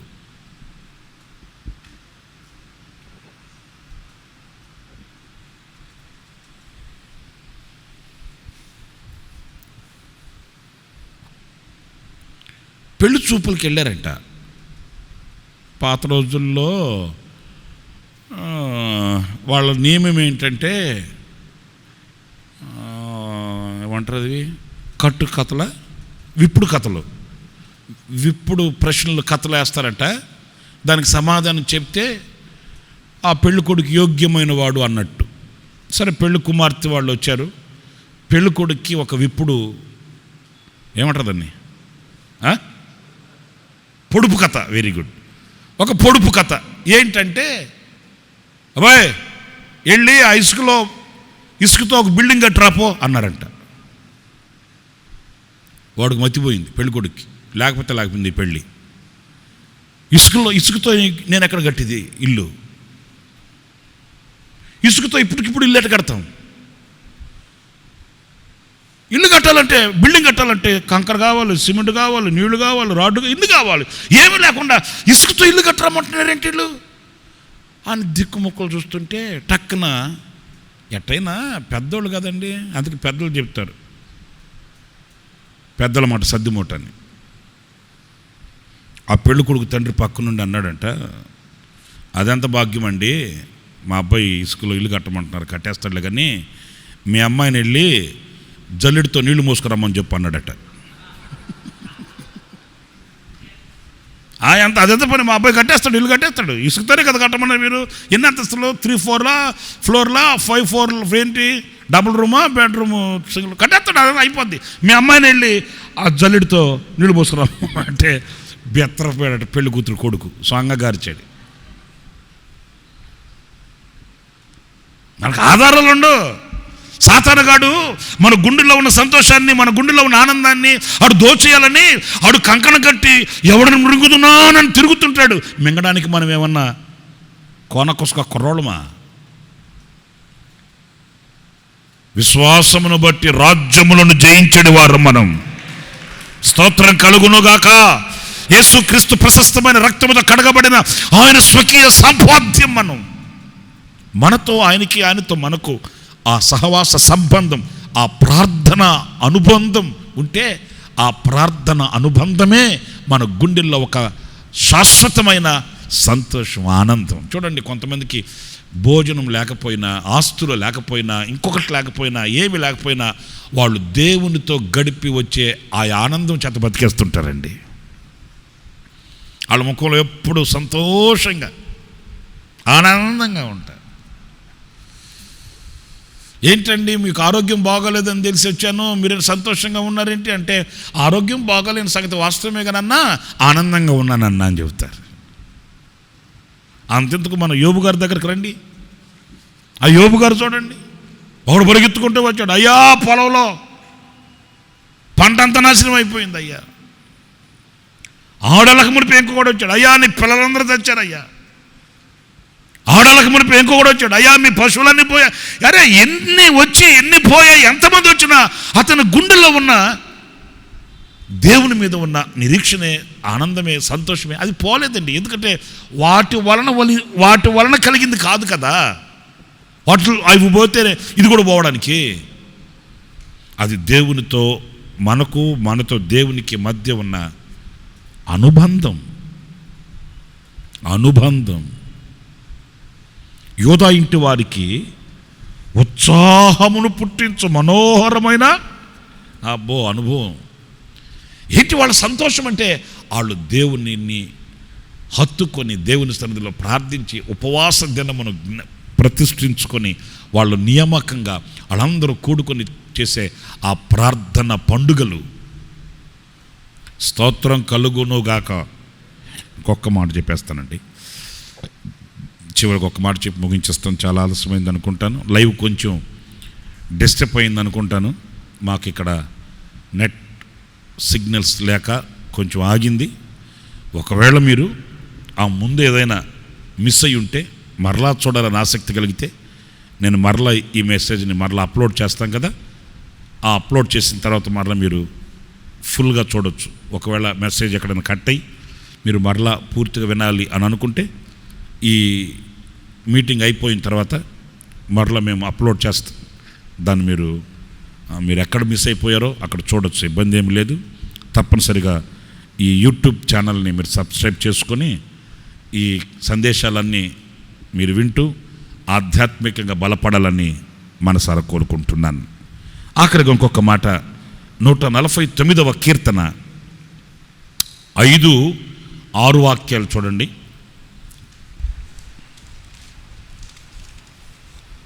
భక్తులు ఘనత నొంది హర్షించుదురుగాక. ప్రియులారా చూడండి, భక్తులు ఘనత నొంది హర్షించుదురుగాక.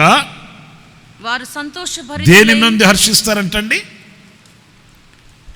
ఘనత నుండి హర్షించుదురుగాక. వారు సంతోషభరితులై తమ పడకల మీద ఉత్సాహగానము చేయుదురుగాక. స్తోత్రం కలుగునుగాక. ఏంటయా ఈ భక్తులకి సంతోషం? ఏంటి ఈ భక్తులకున్న ఆనందం అంటే ఘనత నుండి, దేవుని ఘనత నుండి. స్తోత్రం. ప్రియులారా, ఒక వ్యక్తి దేవుని చేత ఘనత నొందినప్పుడు అతనికి ఎంత సంతోషం ఉంటుంది. ఒక వ్యక్తి దేవుని చేత ఘనపరచబడినప్పుడు అతని హృదయంలో ఎంత ఆనందం తొణికిసలాడుతుంది. మనం వర్ణించగలమా? వర్ణనాతీతమైనవి అవి. మన పెద్దలైన వాళ్ళు, మనల్ని నడిపించేవాళ్ళు,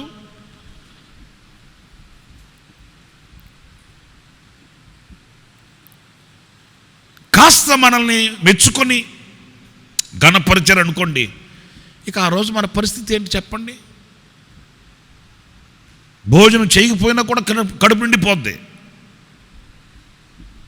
మరి మనకు నాయకులైన వాళ్ళు, పెద్దలైన వాళ్ళు మెచ్చుకుంటేనే, వాళ్ళు సంతోషంగా మనల్ని పలకరిస్తేనే అంత ఆనందం అయితే, స్వయాన సర్వశక్తి కలిగిన దేవుడే మనం ఘనపరిచాడు అనుకోండి. లేఖనంలో మనం చదివితే కొందరిని ప్రభువు మెచ్చుకున్నవాడే యోగ్యుడు అని వాక్యంలో రాయబడి ఉంది. ఆయన కొందరిని మెచ్చుకున్నాడు, ఘనపరిచాడు. ఇశ్రాయేలీయులలో కూడా ఇంతటి విశ్వాసం గలవాడిని నేను చూడలేదే అని శతాధిపతిని మెచ్చుకున్నాడు, ఘనపరిచాడు ఆయన.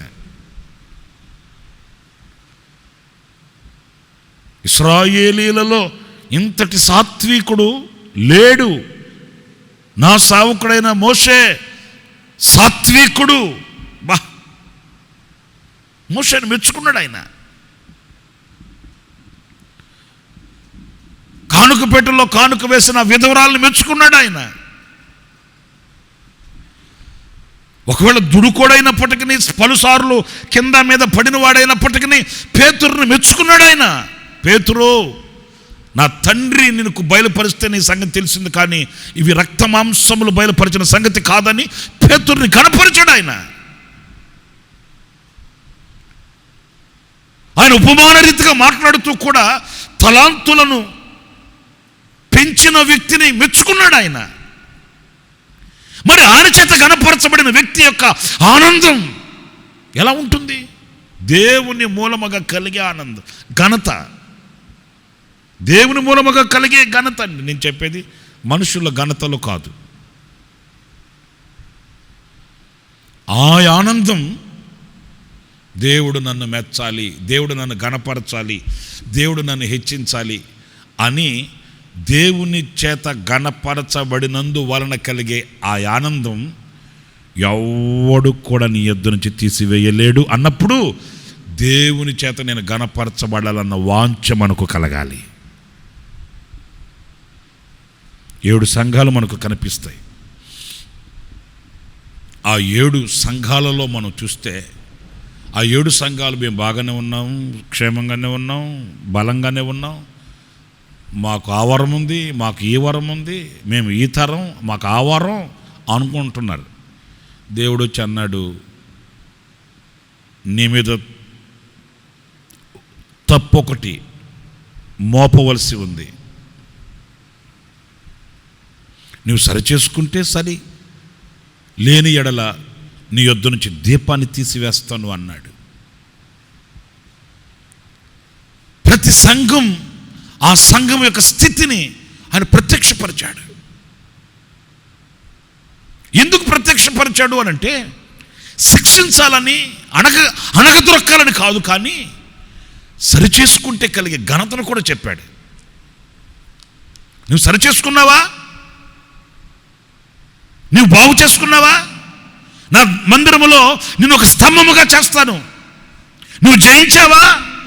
నేను నా తండ్రి సింహాసనమునందు నేను ఎలా కూర్చొని ఉన్నానో అలాగూ నా తండ్రి సింహాసనమునందు నిన్ను తీసుకుని వెళ్ళి కూర్చొని పెడతాను. ఘనతను కూడా చెప్పాడు.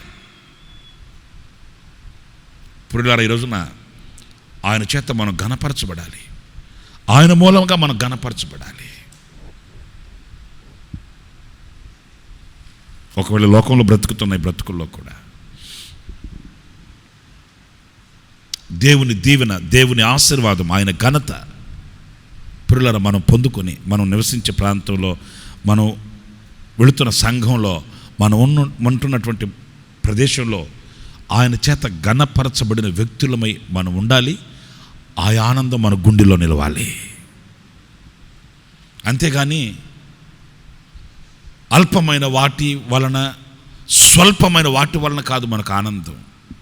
ఒకరోజు శిష్యులు పట్టేదానికి పగ్గాలు లేవు, ఆనందం ఏంటంటే, ప్రభువా ఏమంటావేంటి, in the name of Jesus అనగానే దెయ్యాలు టప టప టప పడిపోయినాయి. ప్రభువా, ఒరే దెయ్యాలు పడిన దానికి సంతోషిస్తారేంట్రా నాయన? దెయ్యాలు పడిన దానికి సంతోషించాల్సింది జీవ గ్రంథమందు మీ పేర్లు లిఖించబడి ఉన్నాయే, చెరిపి వేయబడిన, కొట్టి వేయబడిన ఒక గ్రంథమందు మీ పేర్లు లిఖించబడి ఉన్నాయే. ఆ రమ్యమైన దానిని గురించి, ఆ శాశ్వతమైన దానిని గురించి ఆనందించాలి, కానీ అల్పమైన వాటిని గురించి సంతోషిస్తారంటే దయ్యాలు పడిపోయినాయి, దయ్యాలు కేకలేసాయి, ఇవే మనకు కావాల్సింది. వాటి ఎందుకు కాదు మనకు ఆనందం. ఇదిగో ఈ వాక్యం చెప్తుంది, మనం దేవుని చేత ఘనత నందాలట. స్తోత్రం కలుగును గాక. దేవుని చేత ఘనపరచబడిన వాడే యోగ్యుడైన వాడే. ఆ దేవుని ఘనత వలన కలిగే ఆనందం, ఆ దేవుని ఘనత వలన కలిగే సంతోషం,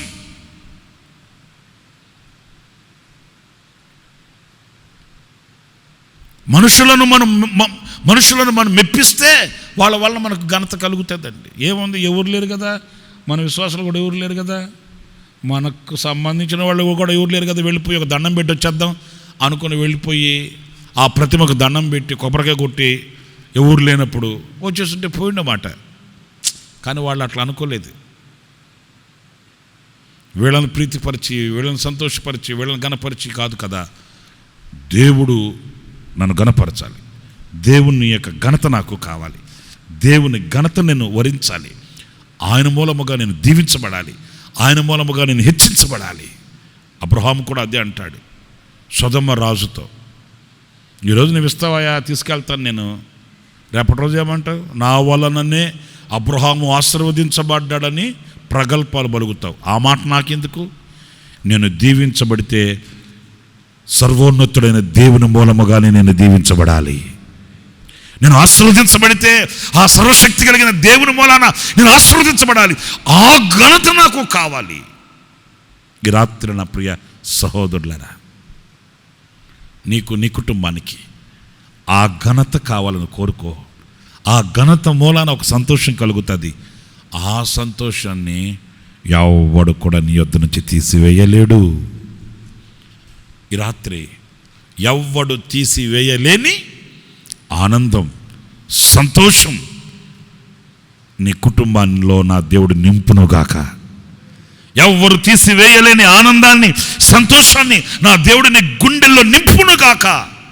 పరిస్థితులే మారిన, ప్రకృతి వికృతిగా మారిన, శత్రువులు ఓకమ్ముడిగా దుమ్మిగా వచ్చి నిలబడిన, ఒకవేళ బడబాగ్ని ఎదుట నిలిచి కెరటము వలె నీ ఎదుట ఒకవేళ ఉరుతులొగినప్పటికీ నీ సంతోషం పరిపూర్ణమగునుగాక, నీ సంతోషం స్థిరపరచబడునుగాక. ఎవ్వడు తీసివేయలేని శాశ్వతమైన సంతోషం చేత నా దేవుడు నిన్ను నడిపించునుగాక. గత దినాలను పోల్చుకుంటే ప్రియులారా, ఎన్నో విపత్తులు మనల్ని ఊపుతూ వచ్చాయి, మనల్ని భయపెడుతూ వచ్చాయి. మన ఇటువైపు ఇంకా ఎన్నో దినాలు ఉన్నాయి, ఎన్నో సంవత్సరాలు ఉన్నాయి. ఈ సంవత్సరాలన్నీ మనం ఎలా బ్రతకాలంటే, ఏది మన సంతోషాన్ని దోచుకొనలేని ఆ సంతోషం, ఆ ఆనందంతో ఈ దినములన్నీ, ఈ సంవత్సరములన్నీ మనం గడపాలి. అలాంటి కృప, అలాంటి అభిషేకం, అలాంటి ఆశీర్వాదం నా దేవుడు సమృద్ధిగా మనకు అనుగ్రహించునుగాక. మోకరించండి, ప్రార్థన చేసుకుందాం. అందరూ మోకరించండి. కుటుంబాలలో ఉన్నవాళ్ళు కూడా కాస్త మీరు మోకరించి, లేదా మోకరించలేకపోతే తలలు వంచి కళ్ళు మూయండి. ఆనందం కలిగిన, ఆ సంతోషం కలిగిన వ్యక్తులు ఎవరని 3 విషయాలు నేను మీతో చెప్తూ వచ్చాను. ఎలాంటి వ్యక్తులు వాళ్ళు? వాళ్ళు విత్తిన వాళ్ళు,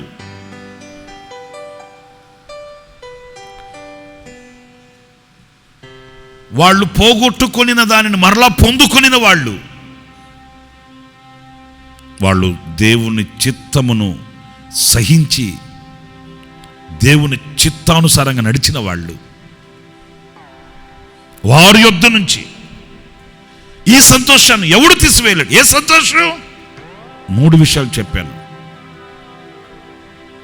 మనకు ఉండవలసిన సంతోషం ఏంటి? అల్పమైనదా? క్షణికమైనవా? నా ప్రియమైన సహోదరులారా, ఈ రోజున ఏ సంతోషాన్ని కలిగి ఉన్నాము అని, మీరు ఏ సంతోషం చేత నడిపించబడుతున్నాము అని ధైర్యంగా ముందుకు వెళుతున్నారు?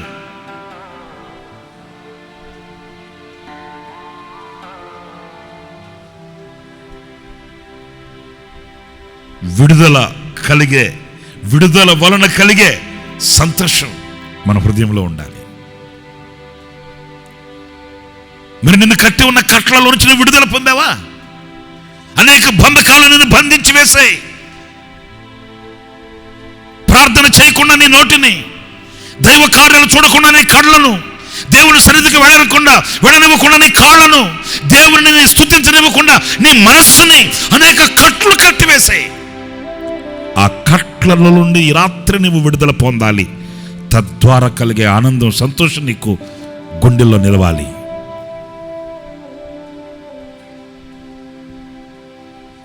యోధా ఇంటి వారికి ఉపవాస దినమును గూర్చిన ఆనందం, సంతోషం, ప్రార్థన వలన కలిగే ఆనందం అండి. దేవునికి నీకు ఆ మధ్య ఆ బంధం, దేవునికి నీకు మధ్య ఆ సత్సంబంధం ఉందా? ఎవరో ప్రార్థన చేస్తారు, ఎవరికో ఫోన్ చేస్తే, ఎవరికో ఉత్తరం రాస్తే, ఎవరికో టెలిగ్రామ్ కొడితే, ఎవరికో SMS చేస్తే, ఎవరికో కామెంట్ పంపిస్తే ఎవరో ప్రార్థన చేస్తారు. కాదు, నీవు దేవునికి మొరపెట్టే వ్యక్తివి కావాలి. నీ రక్తం దేవుని సన్నిధిలో మొరపెట్టగలిగినది కావాలి. నీవు ఆయన సన్నిధిలో మోకరించే వ్యక్తివి కావాలి. ప్రభు నిన్ను ఘనపరుస్తాడు. ఆ ఘనత మూలాన కలిగే ఆనందం నీకు కావాలి. నైనా, నేను నీకు ప్రీతికరంగా నడిచి నీ ఘనతను పొందుకునేటట్లు నన్ను తీర్చిదిద్దమని కోరుకోండి. మీ కొరకు మేము కూడా ప్రార్థన చేయబోతున్నాము. ప్రార్థన. పరిశుద్ధుడైన తండ్రి, ఆశ్చర్యకరుడు అని స్తోత్రాలు. గతించిన 6 నెలలు నీ కృపలో మమ్మల్ని దాచి భద్రపరిచి 7వ నెల ఈ మొదటి దినం నీ సన్నిధిలో ఇలా స్తుతించి ఘనపరచుటకు, మీ నామాన్ని మహింపరచుటకు మీరు మాకు ఇచ్చిన భాగ్యం కొరకై స్తోత్రాలు. మమ్మల్ని ఇంకనూ సజీవ లెక్కలో ఉంచి నిన్ను సేవించుటకు, స్తుతించుటకు మమ్మల్ని నిలిపినందుకై నిన్ను స్తుతిస్తున్నాను తండ్రి. ఈ దినమున మీరు మాకు చేసినటువంటి వాగ్దానం కొరకై స్తోత్రం. మా యొద్ద నుండినటువంటి ఈ సంతోషాన్ని ఎవరూ తీసివేయలేరు అని మీరు వాగ్దానం చేశారు.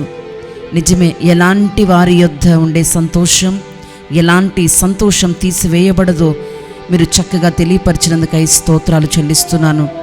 విత్తువారి యొద్ద ఉండే సంతోషం, పోగొట్టుకున్న దాన్ని దొరికించుకున్నటువంటి వారి యొద్ద ఉన్న సంతోషం, నీ చిత్తాన్ని సంపూర్ణంగా నెరవేర్చి దాన్ని సహించే వారి యొద్ద సంతోషమును ఎవరూ తీసివేయలేరని ప్రభు, అది ఎలాంటి సంతోషమో కూడా మీరు మాకు తెలియపరిచారు ప్రభు. మీ సన్నిధిలో తండ్రి నిత్యము ఉపవసించి ప్రార్థించే అనుభవం, బంధకాల్లో నుండి విడుదల పొందే అనుభవం, నీ ద్వారా ఘనతను పొందే అనుభవం, ఇలాంటి ఈ సంతోషాన్ని ప్రభు, దీని ద్వారా కలిగే ఈ సంతోషాన్ని ఎవరు తీసివేయలేరు గనుక ఇలాంటి సంతోషం మేము కలిగి ఉన్నటకు మీరు సహాయం చేయమని ప్రార్థిస్తున్నాను. ఈ వాగ్దానాన్ని విశ్వసించినటువంటి ప్రతి ఒక్కరి బ్రతుకులలో వాగ్దాన నెరవేర్పును పొందుకోవడానికి సహాయం చేయండి. ఎంతోమంది ప్రభువా ఈ లోక సంబంధమైన అశాశ్వతమైనటువంటి సంతోషము కలిగి మరుక్షణమే సంతోషాన్ని పోగొట్టుకుంటున్నారు. శాశ్వతమైనటువంటి ఎవరు తీసివేయలేనటువంటి ఈ సంతోషం కావాలని ఆశపడుతున్నటువంటి ప్రతి ఒక్కరికి మీరు అనుగ్రహించి దీవించమని ప్రార్థిస్తున్నాను. ఇంతవరకు ఆశీర్వాదకరంగా ఈ కూడికని జరిగించారు. ఈ నెలంతయు ప్రభువా మా విశ్వాసులందరినీ కృపలో దాచి క్షేమాన్నిచ్చి సంతోషంగా నడిపించి మీరు ఆకడి కొరకై సిద్ధపరచమని, కృపాక్షేమాలతో దయించమని, సమస్త ఘనత మహిమా ప్రభావంని ఆరోపించుకుంటూ నజరేయుడనే యేసు నామమున అడుగుచున్నాను తండ్రి, ఆమెన్. మన తండ్రి అయిన దేవుని ప్రేమ, కుమారుడైన యేసుక్రీస్తు కృప, పరిశుద్ధాత్మనందలి అన్యోన్యమైన సహవాసం, సన్నిధి, సముఖం ఈ వాగ్దాన సందేశ కూడికలో పాల్గొందిన ఒక్కొక్కరికి సదాకాలం తోడయుండి నడిపించునుగాక. Amen, amen, amen. ప్రభు మిమ్మల్ని ఆశీర్వదించి దీవించునుగాక.